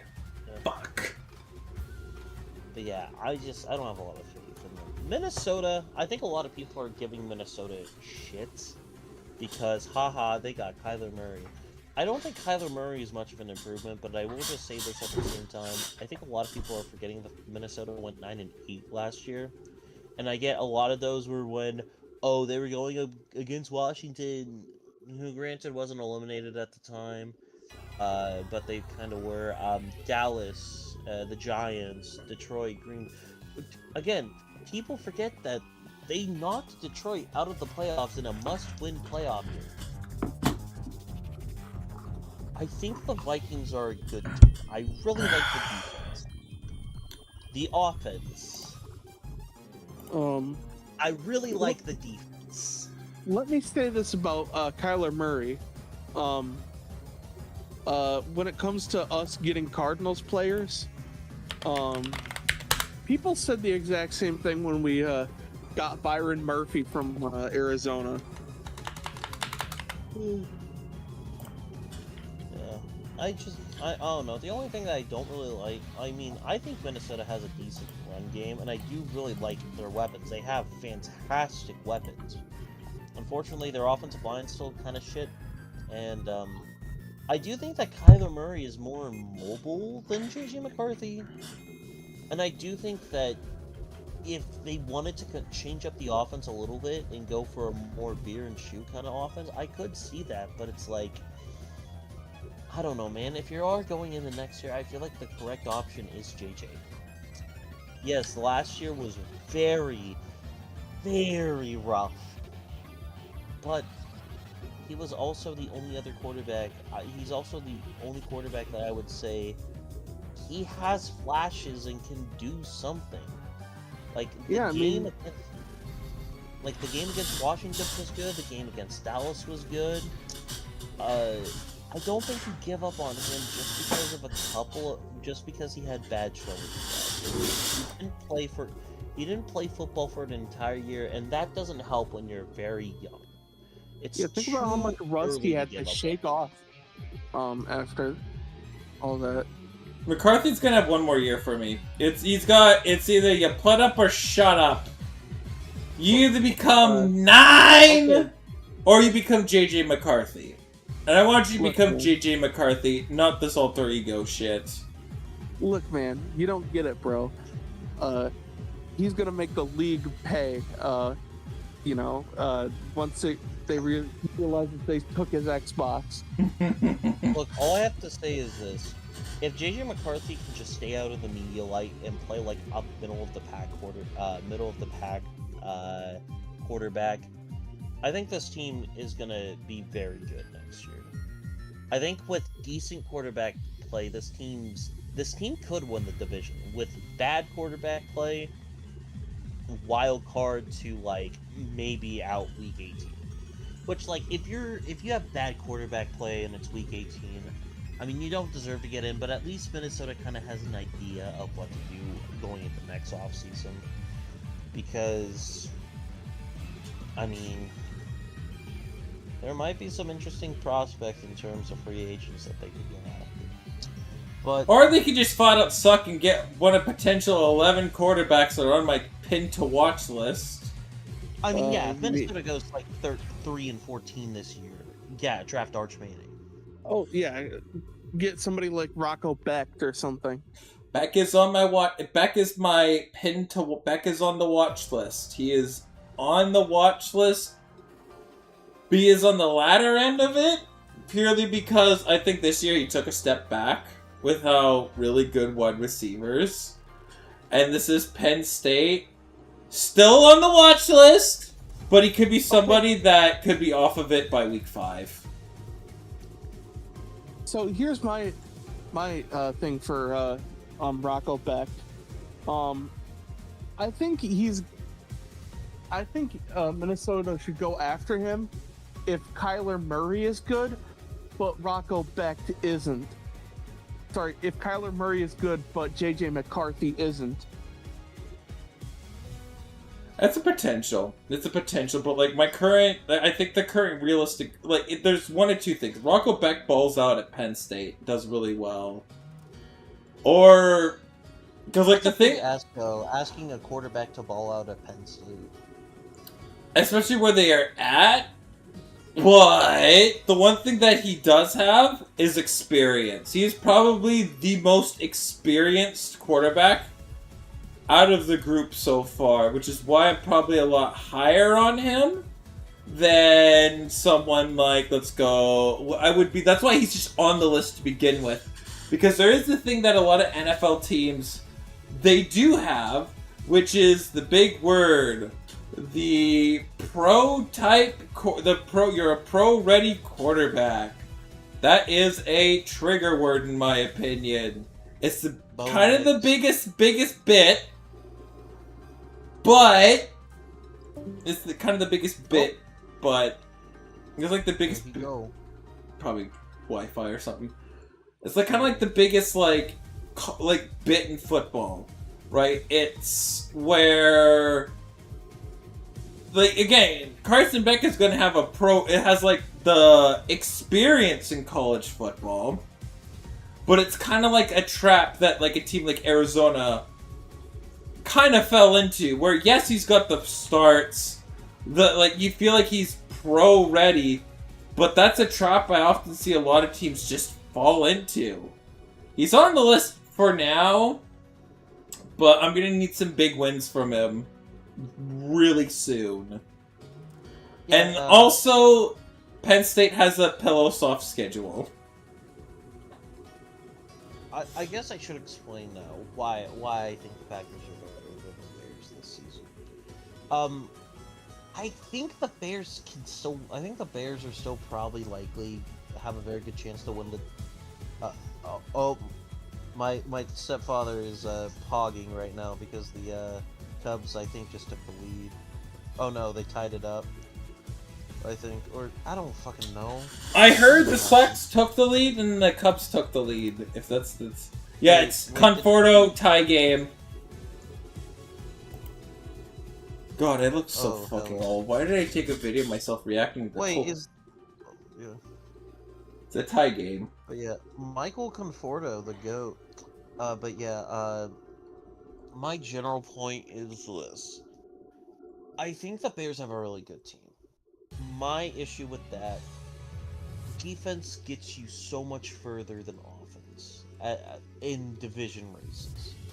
While I think the Bears have a better defense than last year, once the Packers get Micah Parsons back, that defense should, keyword, should get back to top 4. And when the Packers defense was out there, it was rolling. It was really good. Now, I do want to say this.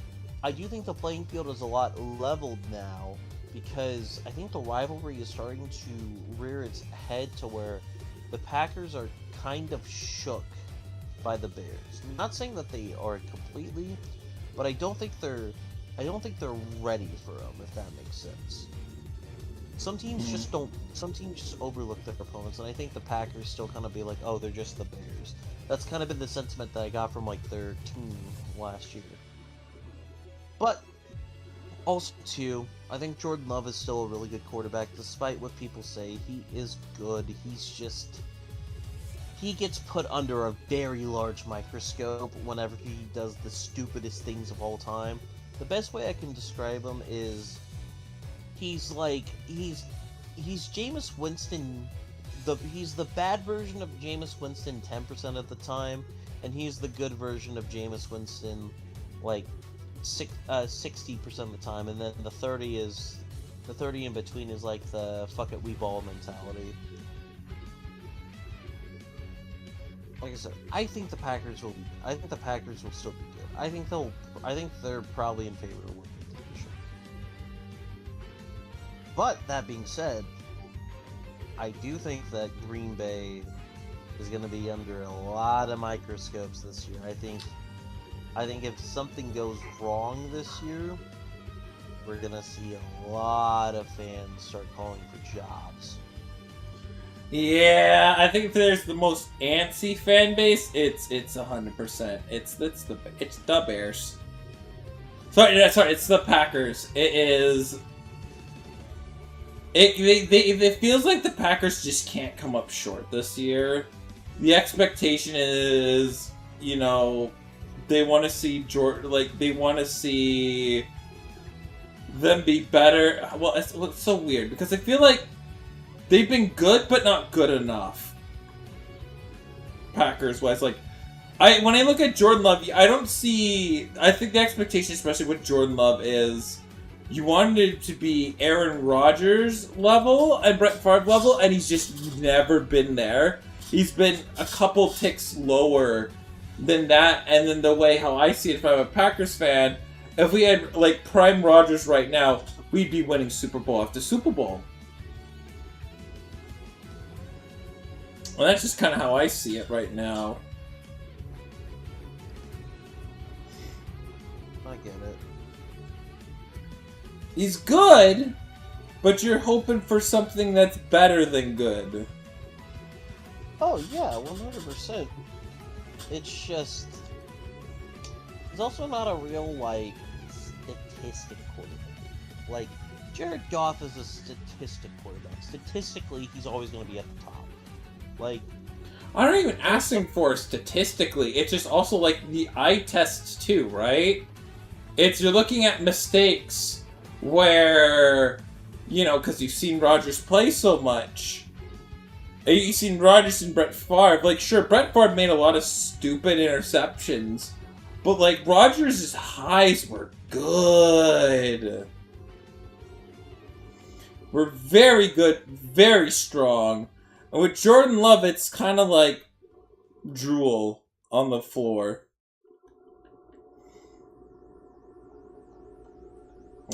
Confuse Ray. That's kind of how I just see it.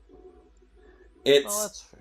he's both whelming and very underwhelming at the same time, but yet you've seen so much of Rogers, you've seen so much of Brett Favre, that your expectations of Jordan Love are going to be much higher than, say, any other quarterback, where, as I think Jordan Love's ceiling is a B+.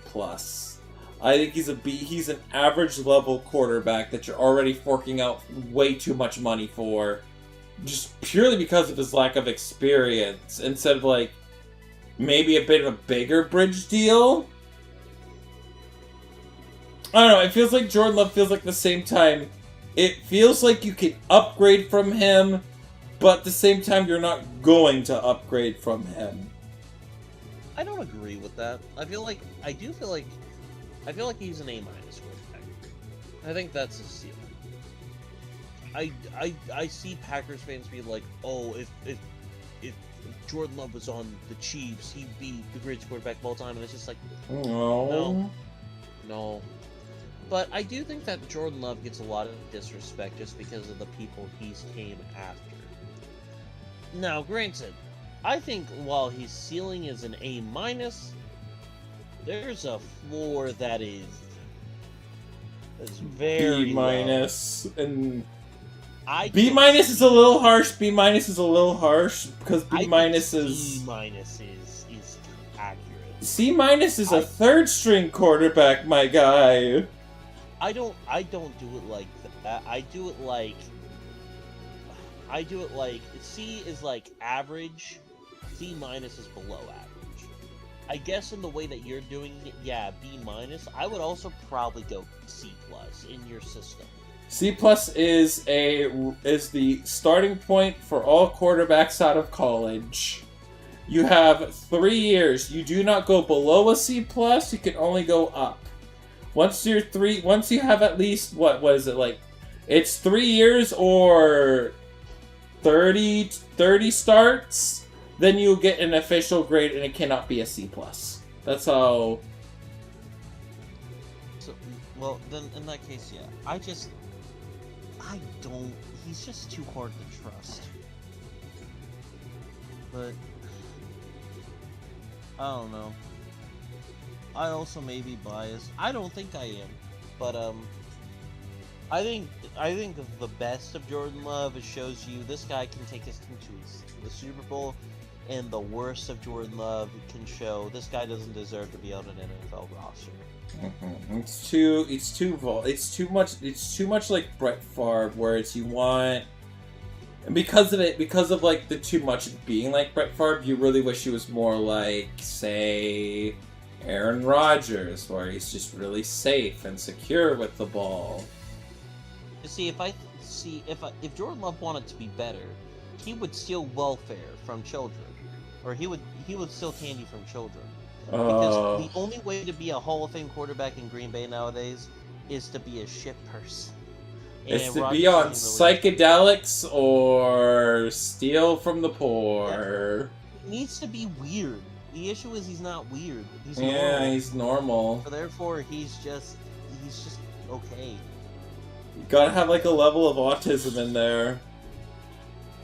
I will say this, in terms of NFL, there is one team I'm kind of eyeing as like my dark horse contender. Not like a dark horse playoff contender. And this might be a little controversial, but honestly, I think the Titans could be a very good team next year. Maybe? I really like what they've done. That's only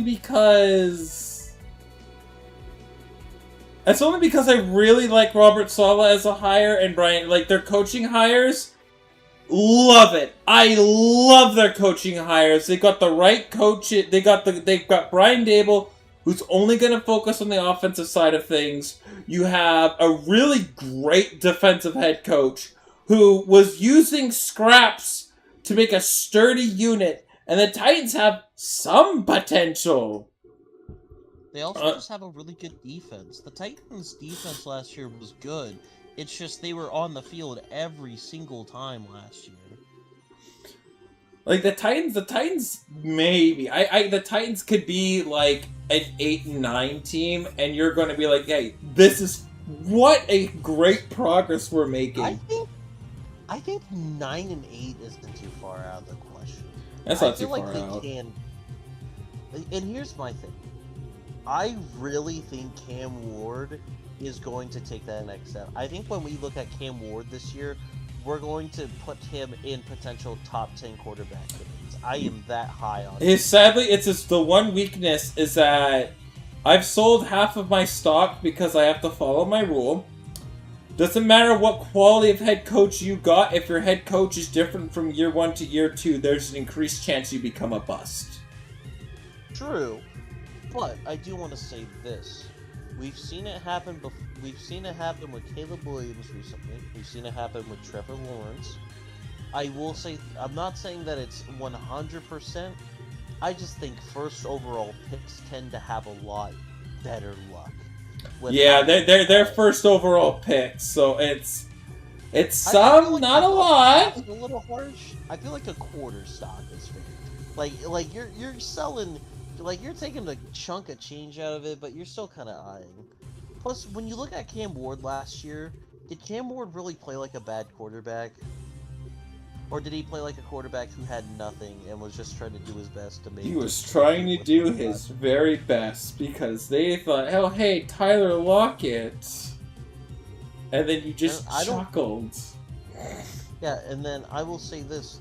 I don't care that Mahomes wasn't playing. The fact that they got 2 touchdowns, but the fact that he had a very good performance against the Chiefs of all teams, I feel like there's something with him. I feel like when all of it's said and done, I think Cam Ward could be top 10 quarterback potential after this year. And plus, I also think too, I really like their wide receiver. Wandale Robinson, Chamari DK, Carnell Tate. Like, that's a really cool wide. Also, Calvin Ridley too. They still got Calvin Ridley. Like, Calvin Ridley. Yeah, that's. They got, again, what it is, what the Titans do have, it feels like their ceiling is, like, you got the ceiling being, like, the highest of the highs, but it also could be the lowest of the lows, too. I expect more to be as nice as I can. I'm going to be expecting more, but it's the Titans are going to be like a tough go, no matter what. It's going to be a tough go. You're going up against your division. First of all, is just a lot better than. I also think it's very chaotic too. Keep in mind, I think anything can happen in that division. Yeah, I guess. I understand it's like shit cope or something, but like. Anything can happen in that division.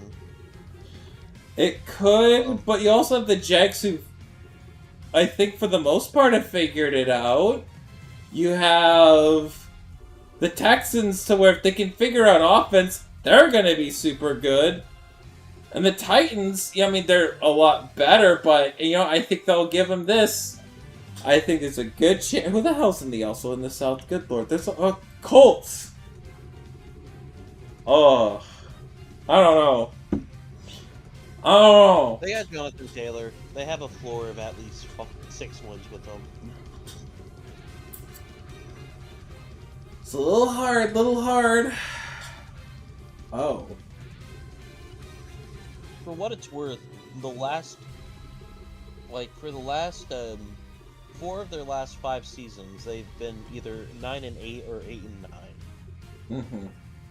The Colts have just been the middest of mid. They've just been truly the most, okay football team. Mm-hmm. Yes, that's where it's just a little hard. Yeah, no. Honestly, I will say this. I think they're better than the than the Jets, the Dolphins. I mean... Oh, they'll be better than the Jets, they'll be better than the Dolphins, they'll be better than the Raiders. I think they're better than the Browns. It'll be, anybody's split, they'll be better than the Browns. I do think they're better than the Colts.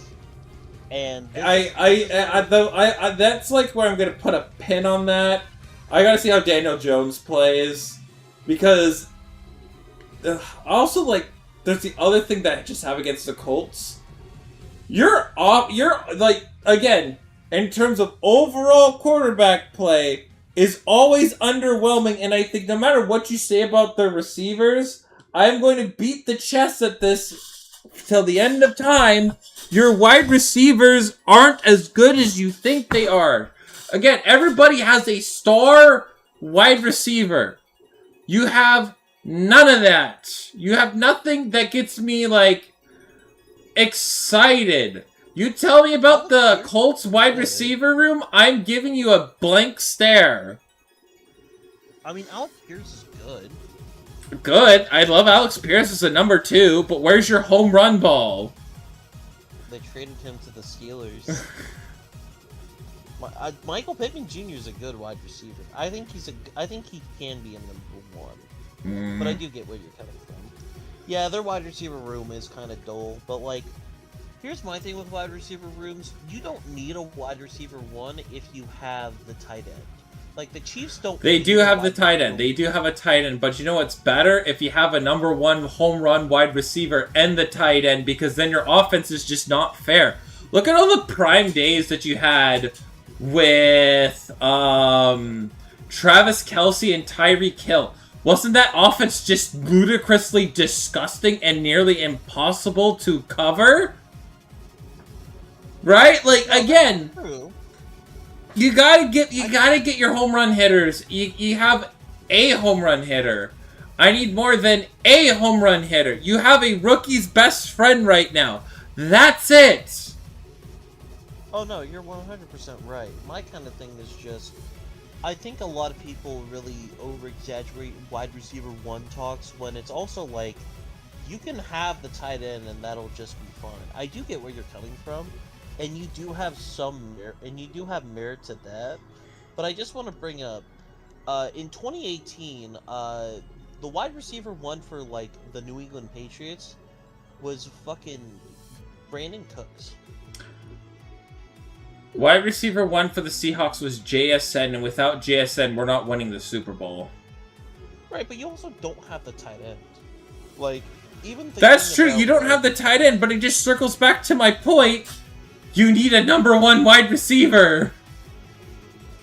Yeah, if you don't have the tight end, and I do think they have a tight end. You have a tight end. You have what they have right now, as I will call a rookie quarterback's best friend, which is a good tight end. Always 10 out of 10. I will say that is a rookie quarterback's best friend. But outside of that, I think you have somewhere where a rookie quarterback right now in this class, like if they were, well, good damn it, their first round pick is property of the Jets. Oh no! Oh no! Hey, maybe the Jets can get both Dante Moore and Arch Manning. Surely both of them can't fail. Not both of them are gonna fail. I'm not sold. Jets can land Dante Moore. Is that gonna change my snow? You're gonna point to me saying, look! We did it! We got our quarterback! And then I'm gonna point to the graveyard that's behind me and be like, come on. Sanchez, Darnold was good somewhere else, man! Like, come on! Darnold was good somewhere else!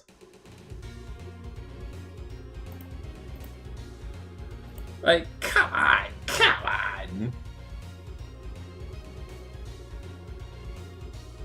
Oh, it's hard for me to get excited about the Colts because I feel like the Colts are the one team that I think has overplayed their hand a lot. And your desperation heave is Please, please, please, please, please, Sam Darnold. Please, please, please, please, please. Please, please, please, please, please, please, please, please, please, please, please. That's what the Colts are doing with one Daniel Jones. You're gonna need Daniel Jones to play great. If Daniel Jones doesn't play great, then yeah, fuck this fucking thing. I hate Articuno. Alright, it's fine. We got Headbutt and a shitload of HP. And easy. But that's just how I stand on the Colts. No, that's fine. I don't buy it. I don't believe in it. I think this team going...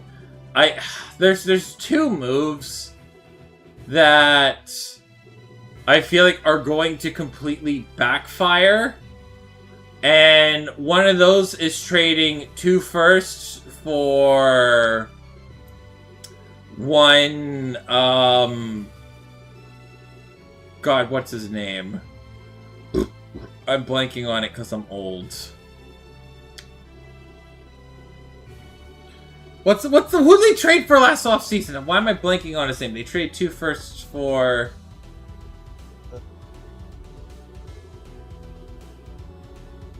whatever his name is. And, that's really bad. Because no matter what, especially in the NFL, unless this guy is going to lead you to a Super Bowl, I would never ever trade a first round pick. Unless we're going to the Super Bowl. Unless we are a Super Bowl team, I am never trading a first round pick. That's fair. It's so valuable. It is the most valuable asset that you have is that first round pick. Because how I will base my scout's job is if we can hit on the first round. Because if we can hit in the first round every time, you're doing stuff right. If you can't hit in the first round, I want you off of my organization and out.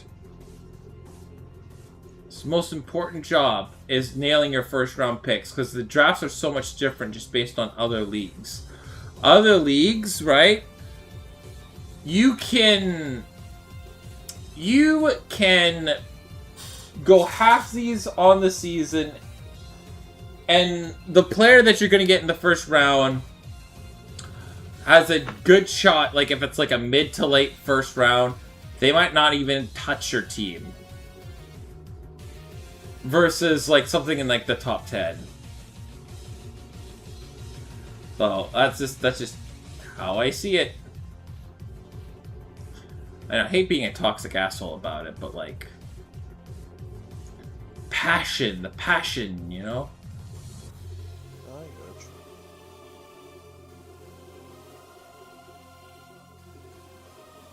I am gonna hop off because I am going to do some other things with some other people, but it was nice to catch up with you. Yeah. Good luck on your run, man. I will see you around later.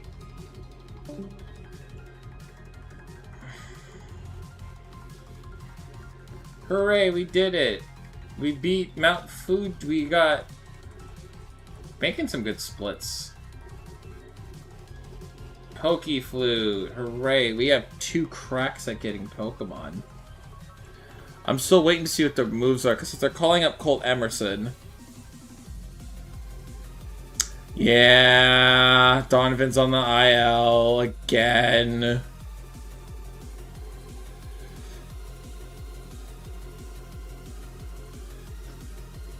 Colt Emerson!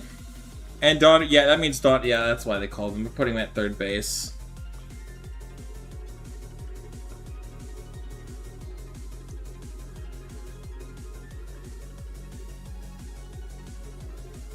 So...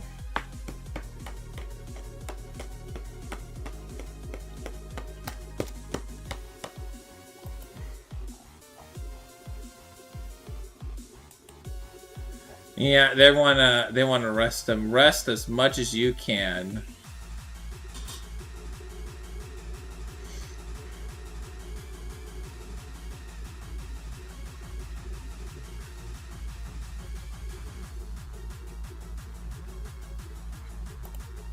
Yeah.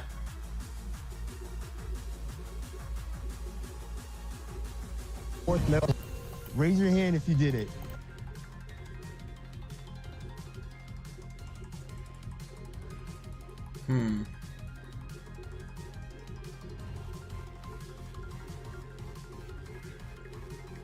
Damn. Damn. Alright. I am to... We're gonna go for about another hour. We'll go for another hour and then, call it dinner to go to. Call it some dinner.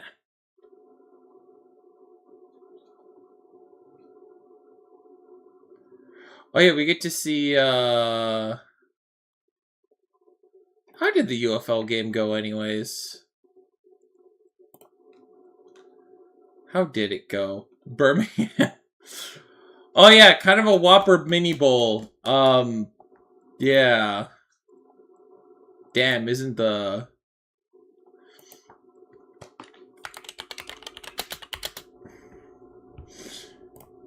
Damn, isn't that kind of,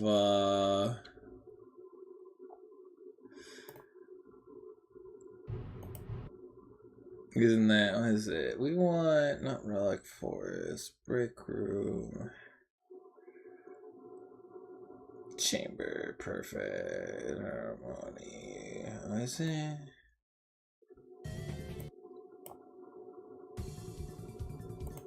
What's the first round?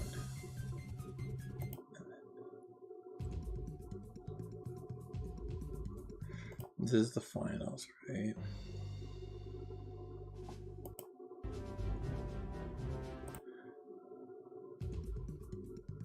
All right, we'll do some semi-final. We'll do these. We'll do these. I think we can do these two. I can do these two. Then. Yeah, we'll call it the dirt. Okay.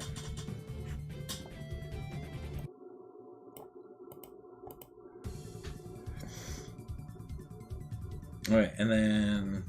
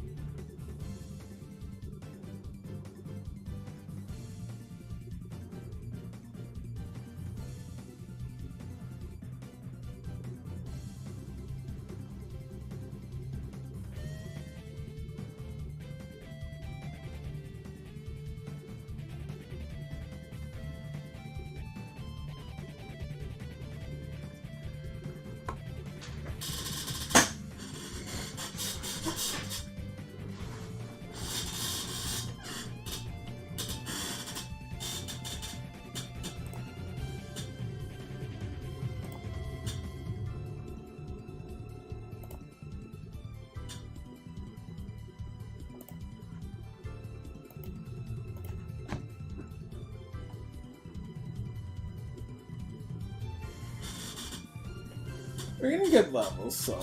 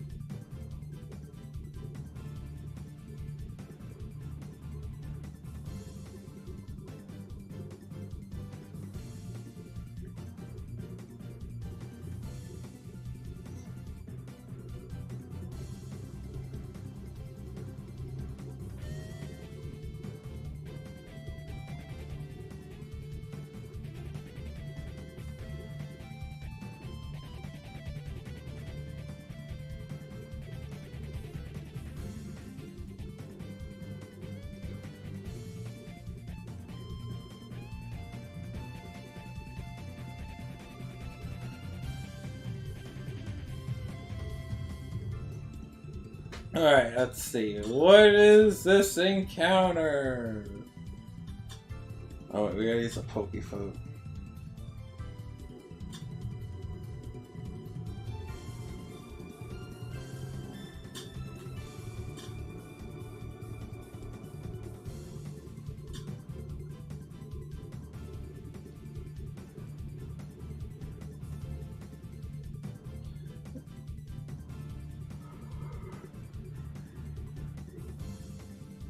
Oh, right, it's a victory.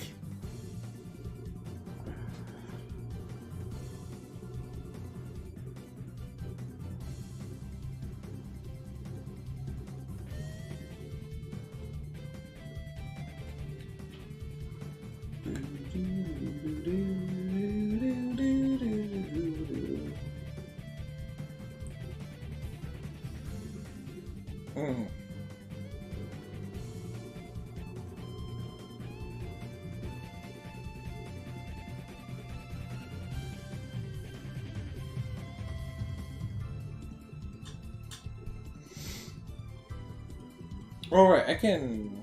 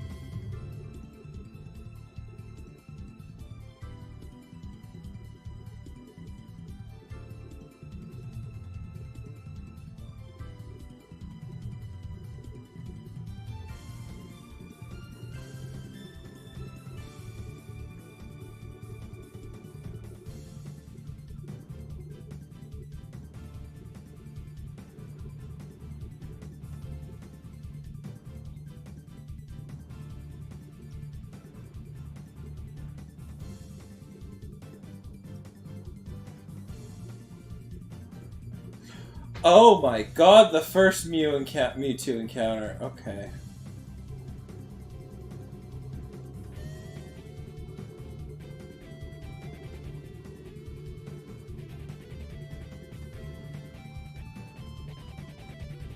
Ah, Snorlax! Best counter to a Mewtwo. Okay, that was our first Mewtwo encounter. That's...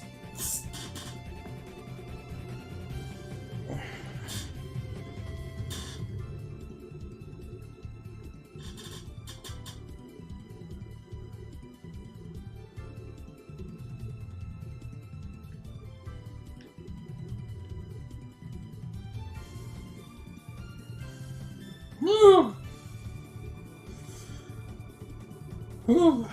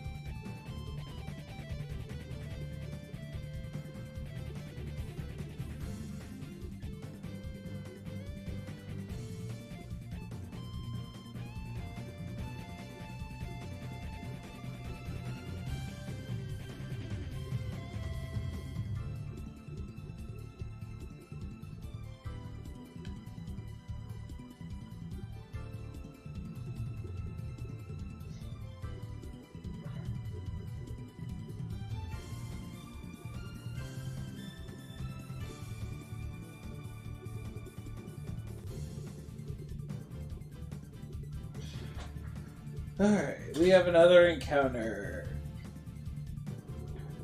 I don't think I need anything.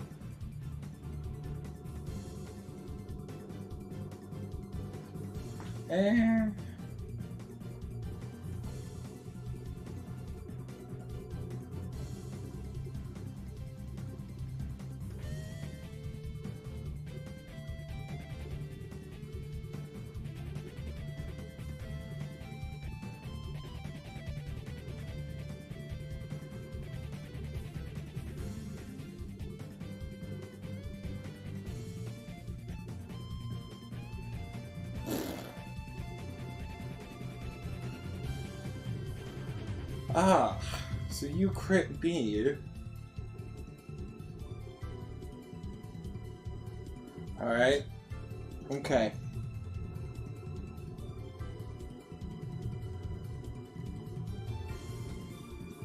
No!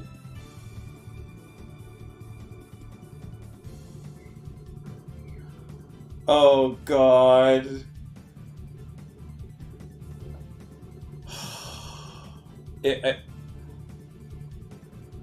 Okay, water resists ice, and I do have recover.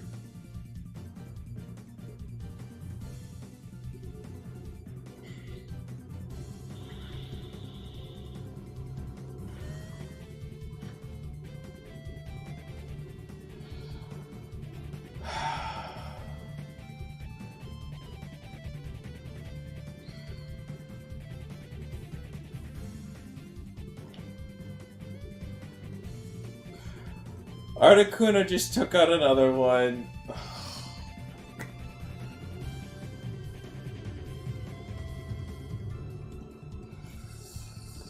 I should be spamming slash until. Dude!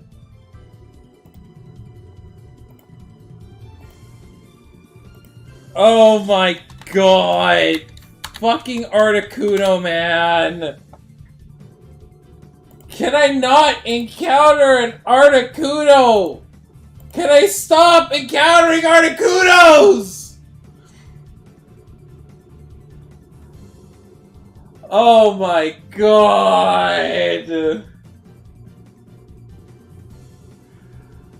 Of course, I get killed to a crit ice beam! God damn it!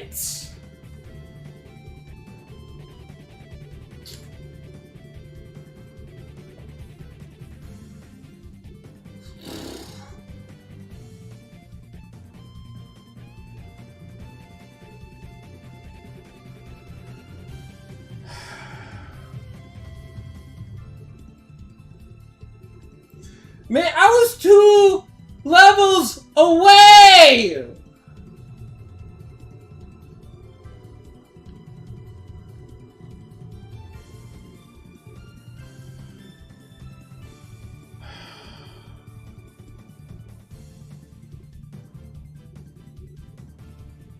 I don't know what else to take right now. I don't have great options right now. I might just roll with 5.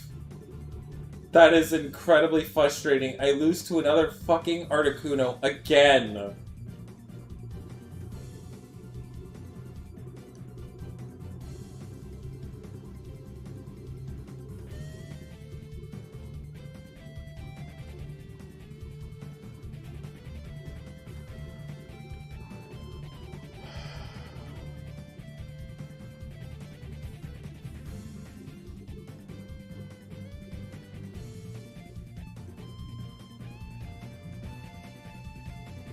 Man, I'm just...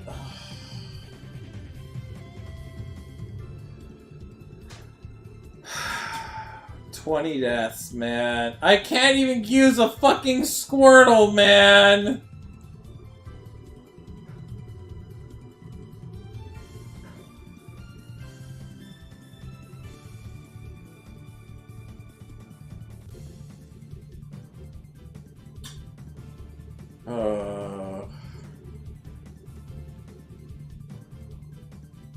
Oh! Oh! Okay, I don't need these anymore. I didn't. Okay, well.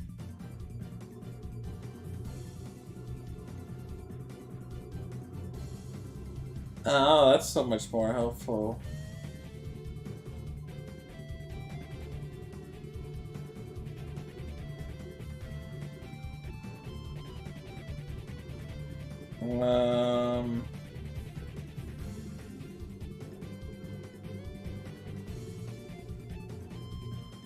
Let's see, then I need a little bar just in case. Man.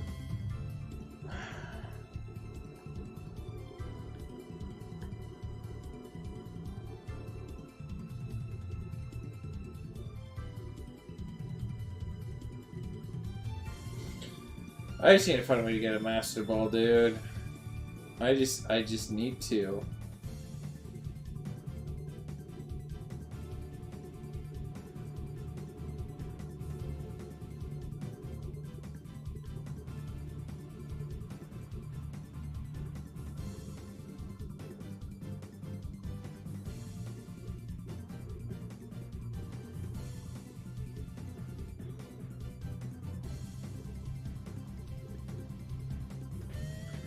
I'm just annoyed. Oh, we gotta burn. Well, we gotta go back. Oh, I'm just sad. I mean, there's 2 cracks at getting some stuff, but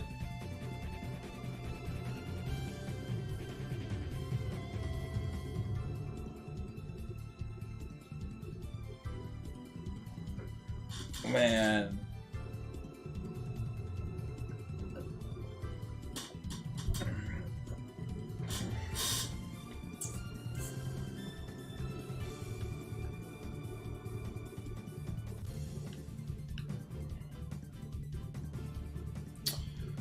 Well, here's the thing. We could risk it. I'm scared to go fight it. Here's the fighting dojo. Okay, let's go look at the fighting dojo for a second. Just gotta make sure. Yeah, we still get the Eevee, still go Kabuto. Okay, so we still have Hitmonlee and Hitmonchan. Okay, so I gotta see what the levels are at the fighting dojo, because they are gonna be terrifying.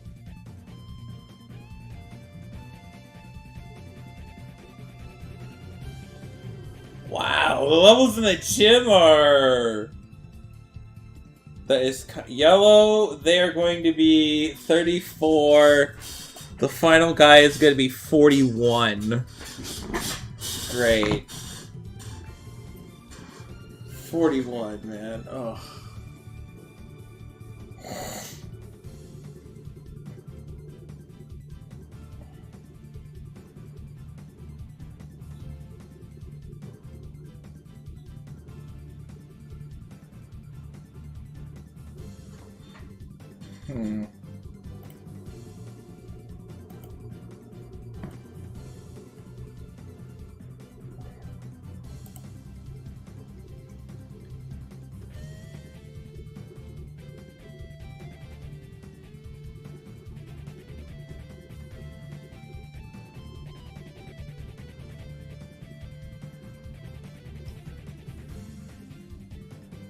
We got fly now! They fly now! They fly now!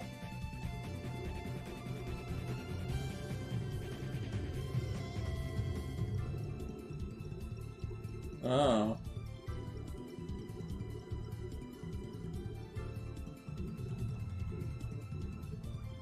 I mean, gotta say, Dragonite, good HM slave.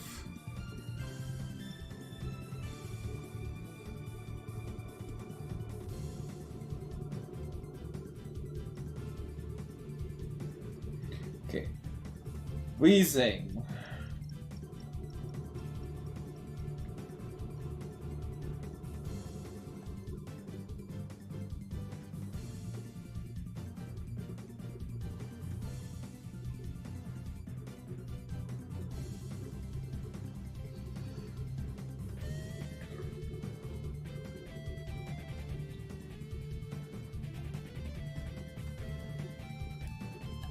We got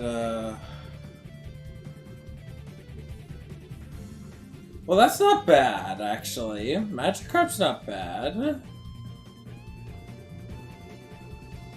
Magikarp's not bad! Alright. Magikarp's not bad. I could use a Magikarp.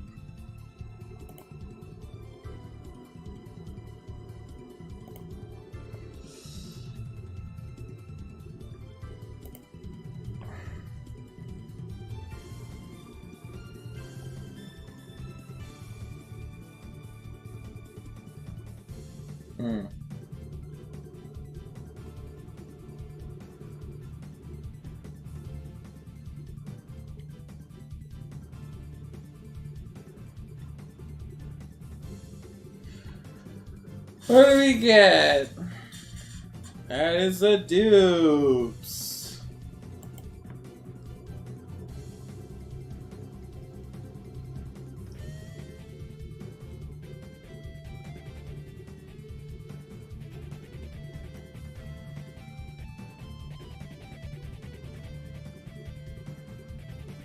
King is gone, alright.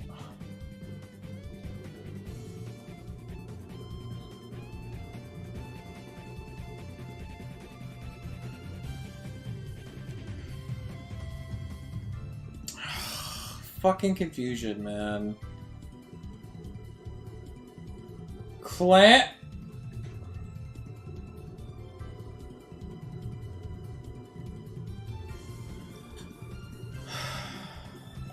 Clamp.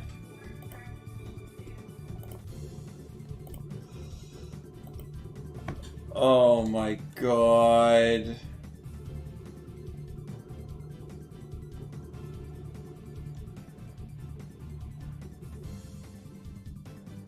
You have what the fuck?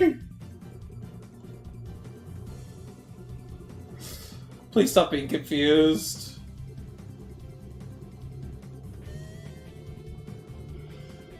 Oh, I got body slam. Alright.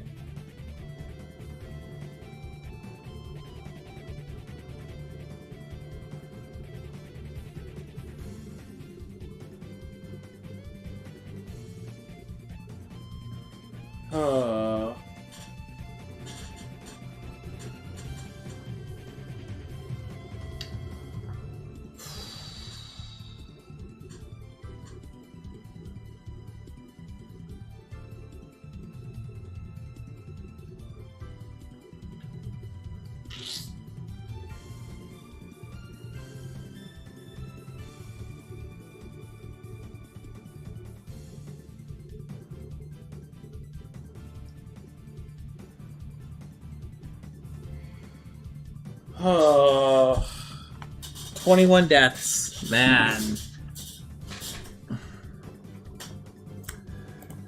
This is just sad.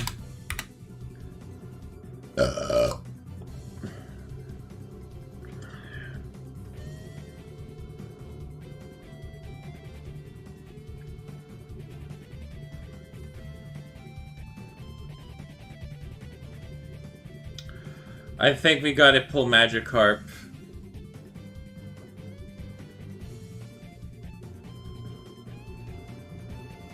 Okay, we gotta look at what TMs we could get.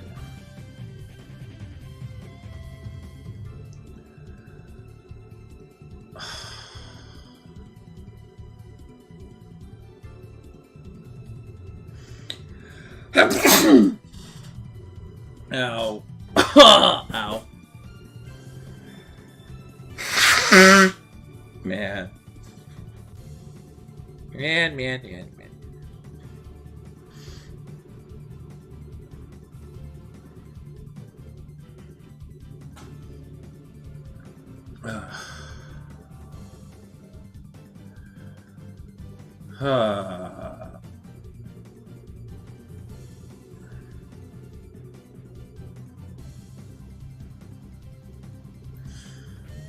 Alright, we gotta pull up Magikarp.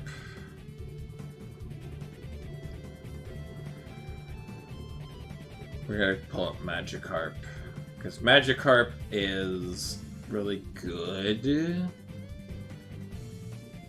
And it's to hope to find anything else.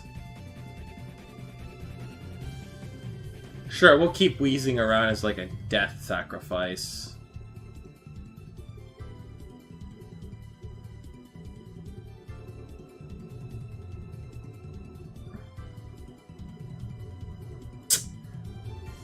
We gotta see what TMs we can get, because we gotta fucking find a way to turn this around, man.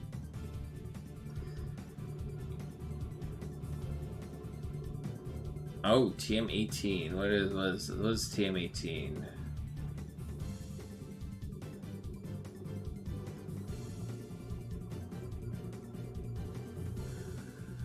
Thanks, dick.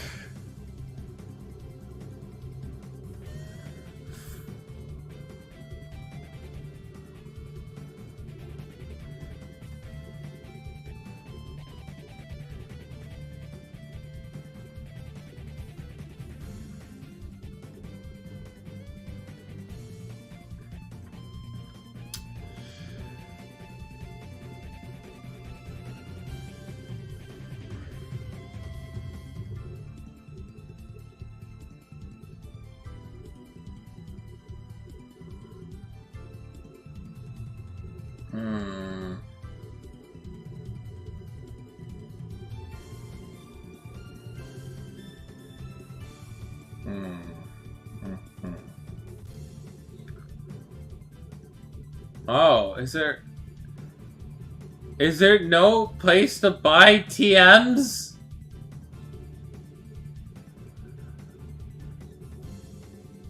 What?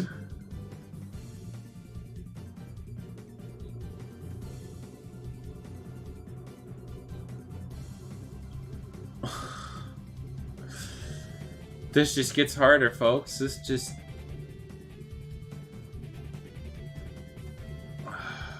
Stones...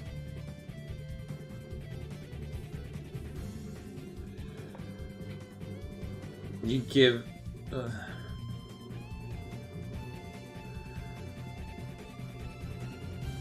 I've got Sand Attack. Please have TMs. Okay, so we got...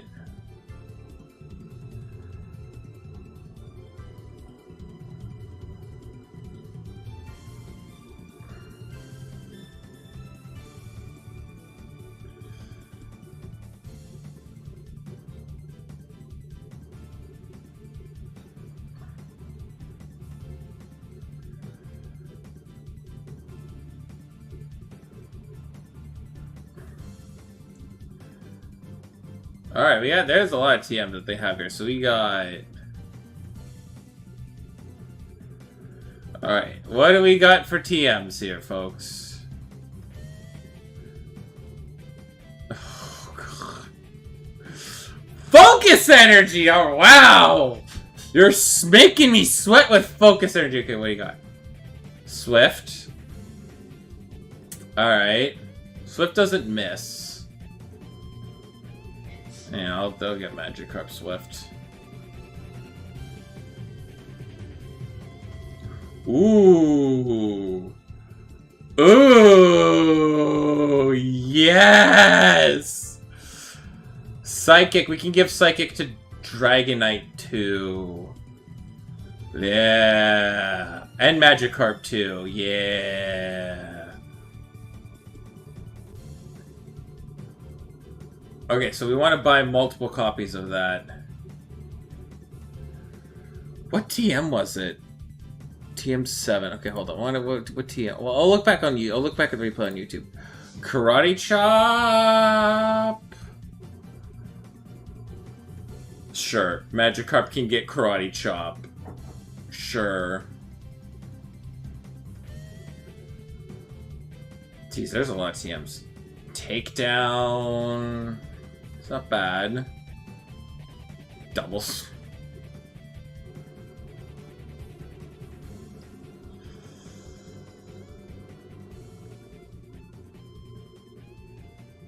Headbutt. Who can get Headbutt? Headbutt's not bad.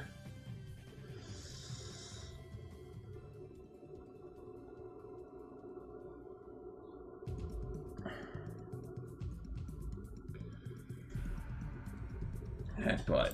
Okay, alright, headbutt's good, that's good. Ooh! Ice Beam! Ooh! Alright! Alright! Alright! Ice Beam! Oh, we got Ice Beam. Wow. Okay, so what is Ice Beam? TM5. So TM5, we want to have extra copies. TM5. Honestly, we just need 5. Okay, which one was Psychic? Because Psychic I want to have extras.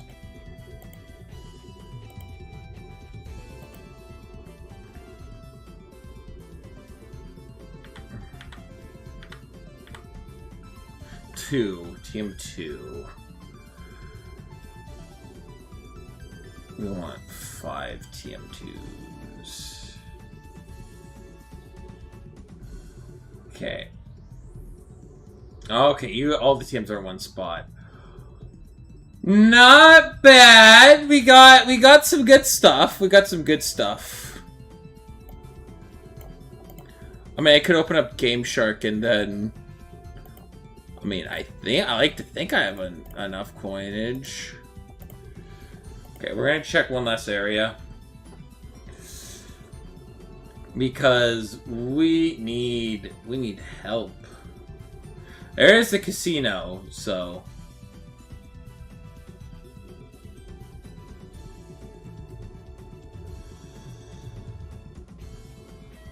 I do have a coin case. Oh, my coin case is in my fucking item storage. Let's go with my item. Let's go with my coin case. Ba-da-ba-dum, ba-da-ba-bum, ba-dum, ba-da-ba-bum, bum, ba-dum.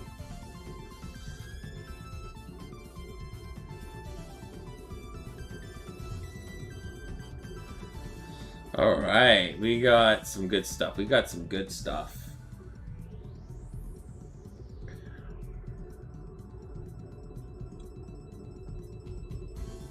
Alright. Okay, what's TM23? Okay. We're going to Game Shark the rest. We'll give rest. Rest is worth it. Rest is worth having some stuff. Okay, so we're gonna double check to save because I don't want to lose progress. Okay. So we gotta check.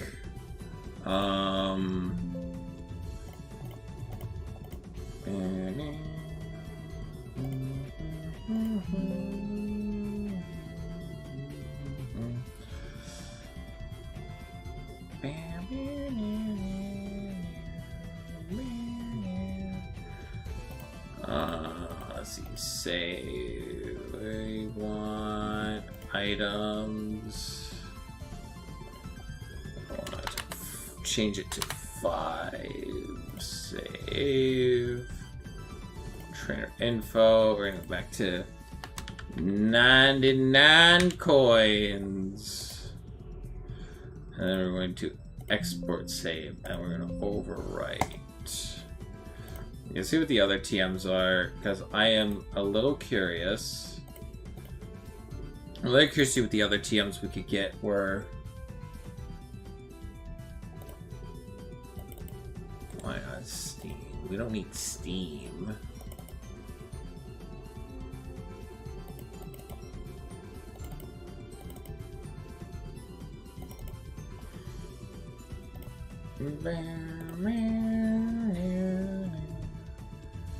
Okay, what else? What is... Let's rest. What is this TM?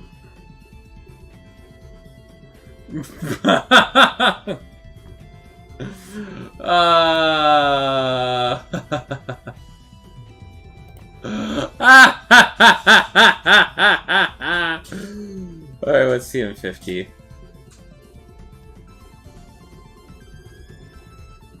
Alright, that's fine. Hypnosis is not the worst. So it's... What was it? Rest, Confuse Ray, and Hypnosis. It's not bad. Could be better, but at least now we have Ice Beam and Psychic to work with. And a hopeful fact that Gyarados can level up quickly. But at least now Gengar's very lethal. We got our most lethal mon being Gengar, because guess what? Ice Beam! Got the Ice Beam! And we will go to the Fighting Dojo when we're like level 43.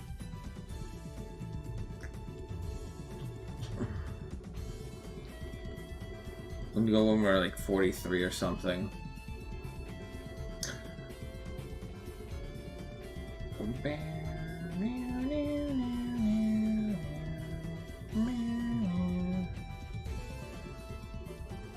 Duh.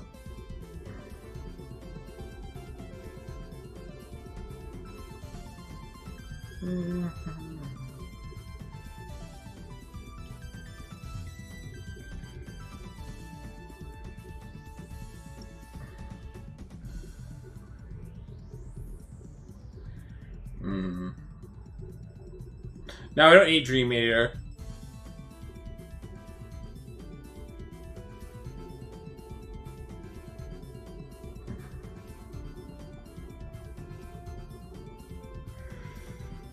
Oh, this... can I not fight Articunos, please? Oh, okay, cool. Cool! We're frozen solid! Oh, that is... Ooh! Dude, I could love it when Articuno could stop taking out half of my...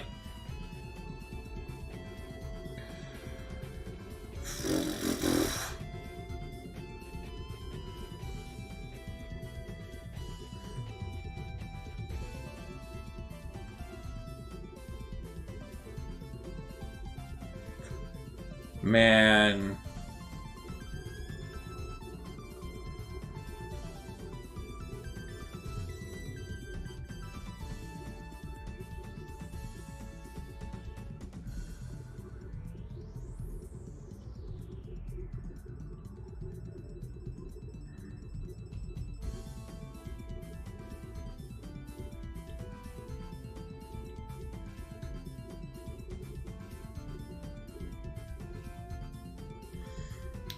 Alright, Charizard.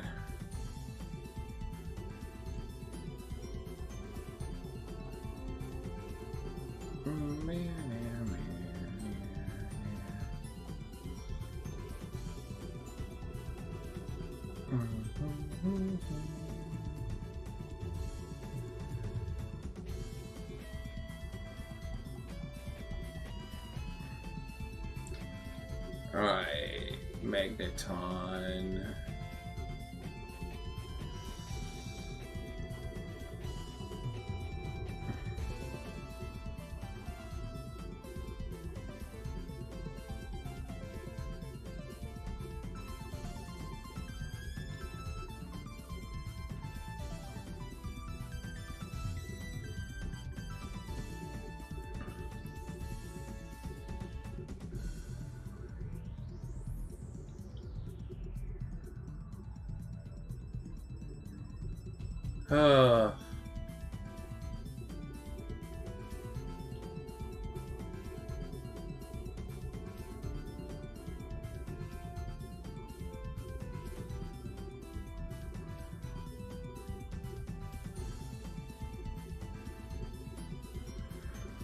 Man.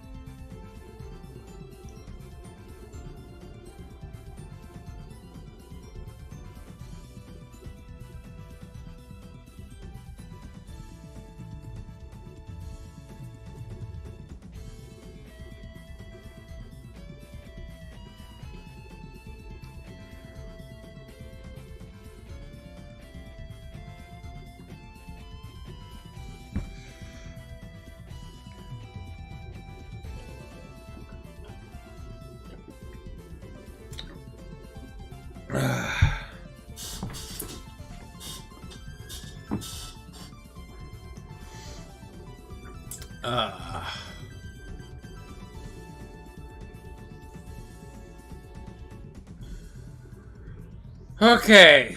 Okay.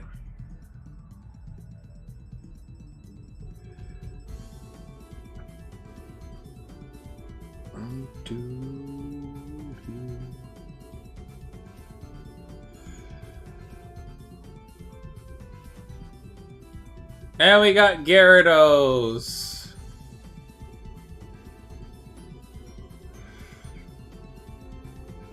And Gyarados has got some stuff. It's not bad. Okay, I can probably add Gyarados to the layout.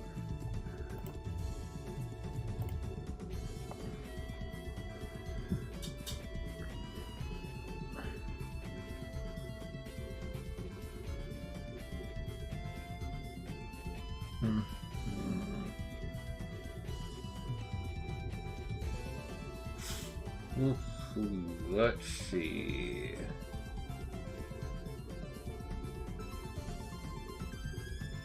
Let's see.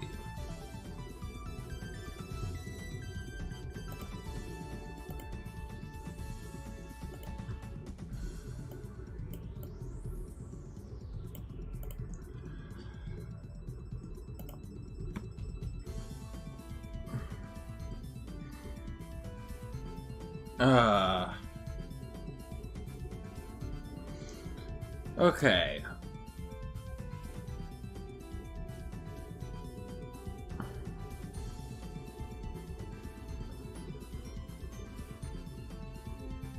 Okay, it's dupes. That's not dupes.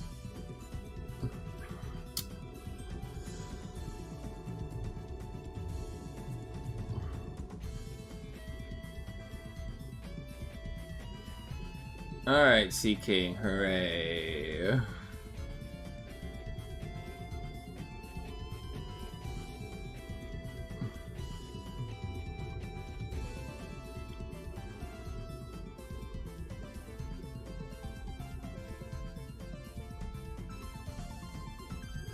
Man. Alright, we're always gonna go to Gengar.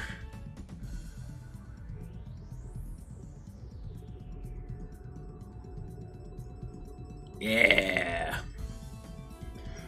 I was a little annoyed with our departures.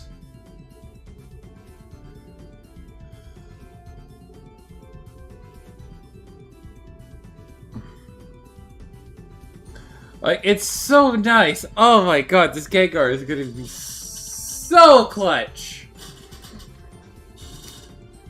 Gengar is gonna be so nice. Oh, I'm really happy.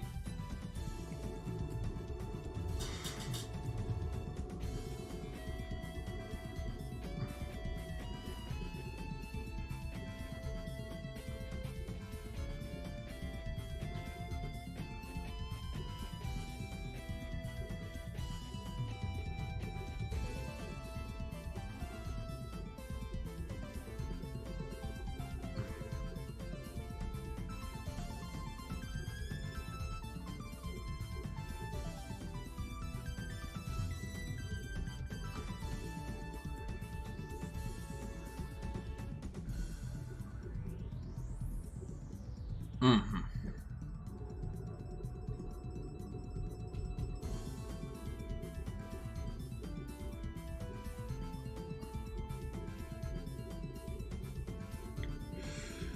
Alright, luckily for us, I think it depends how far I get to I might try to push and get yellow done tomorrow.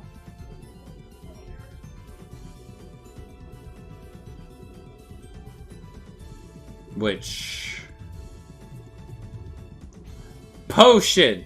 Thanks. Thanks.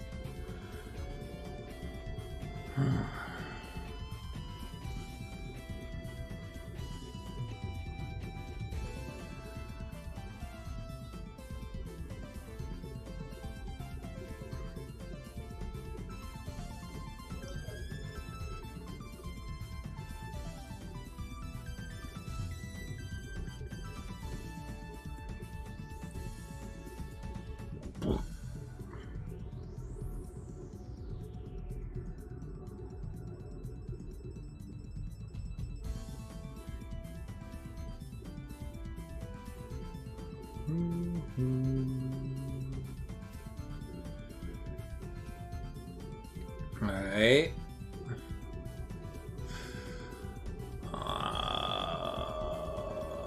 Banana.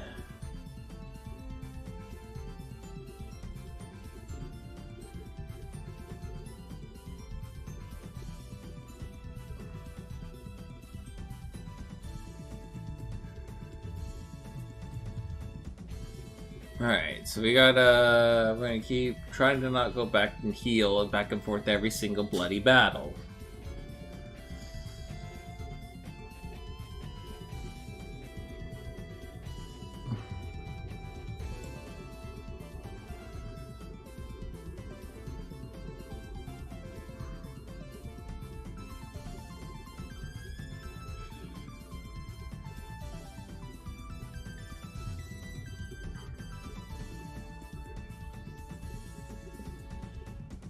Hmm.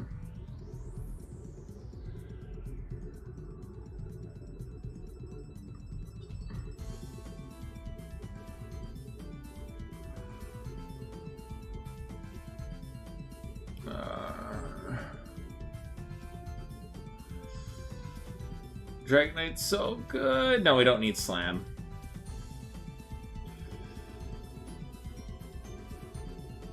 Yeah, we can just fly. Oh wait, I have Fly. What the fuck am I not using Fly for, man? Alright, nice.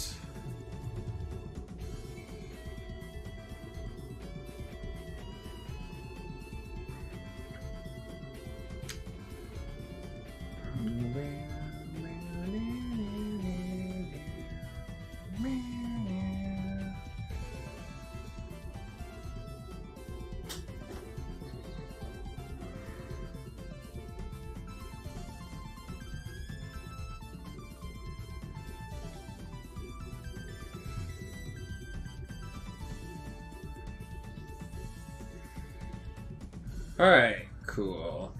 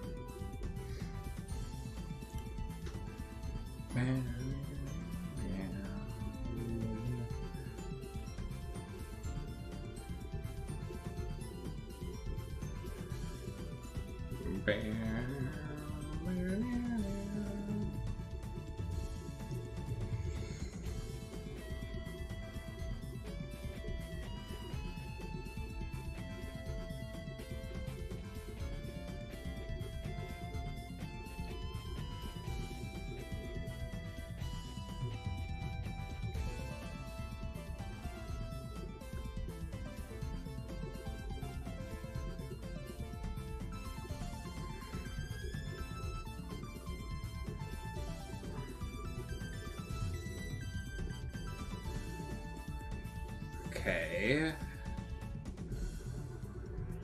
We're going to Snorlax. Yeah, okay. We wanted to be safe.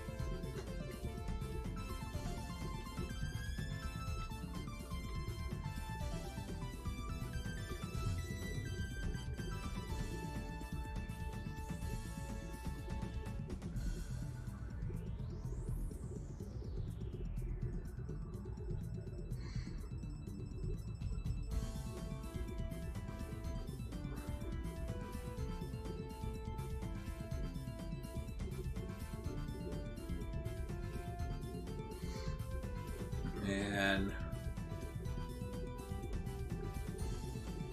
I'm trying to get as far as I can to today.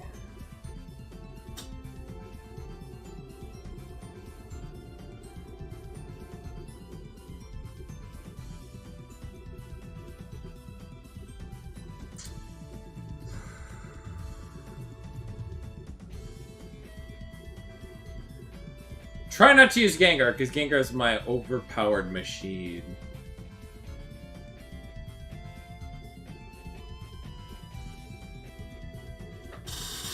Derp, derp, derp, derp, derp, derp.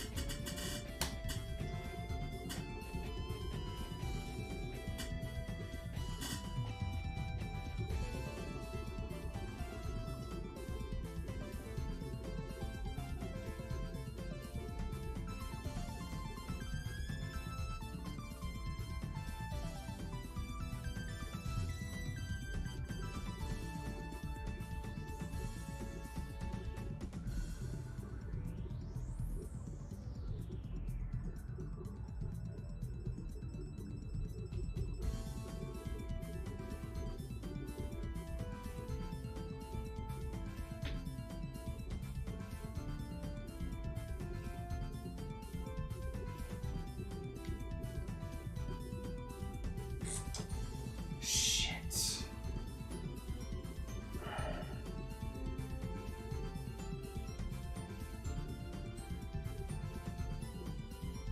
Whew, okay.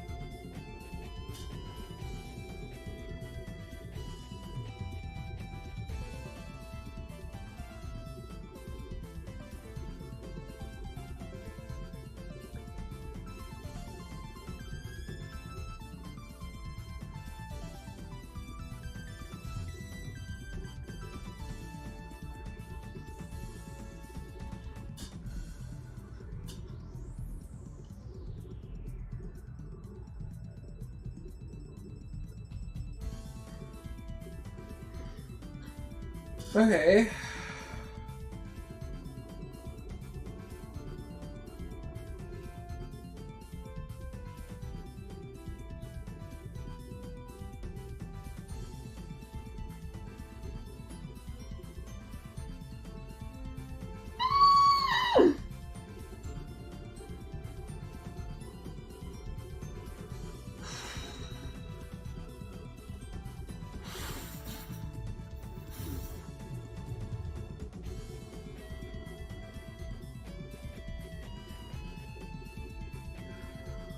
Woo!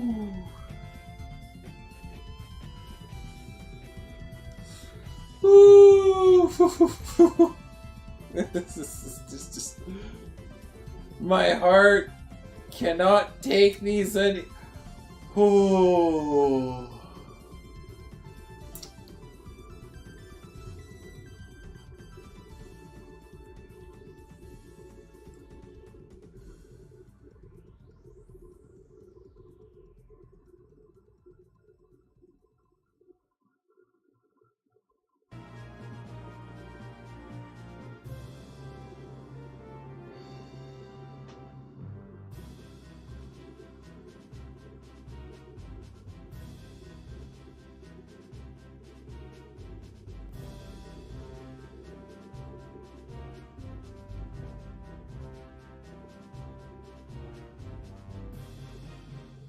Alright.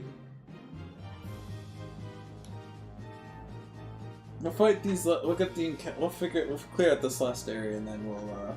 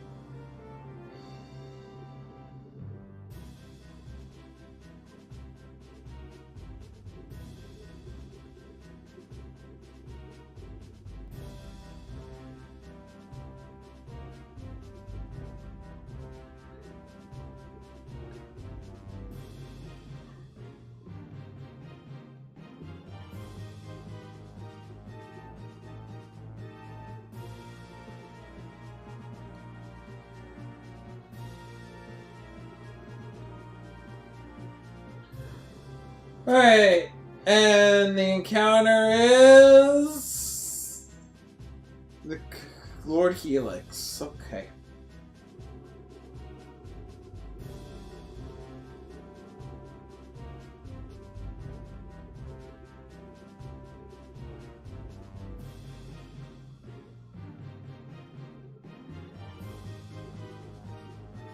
Alright, there we go.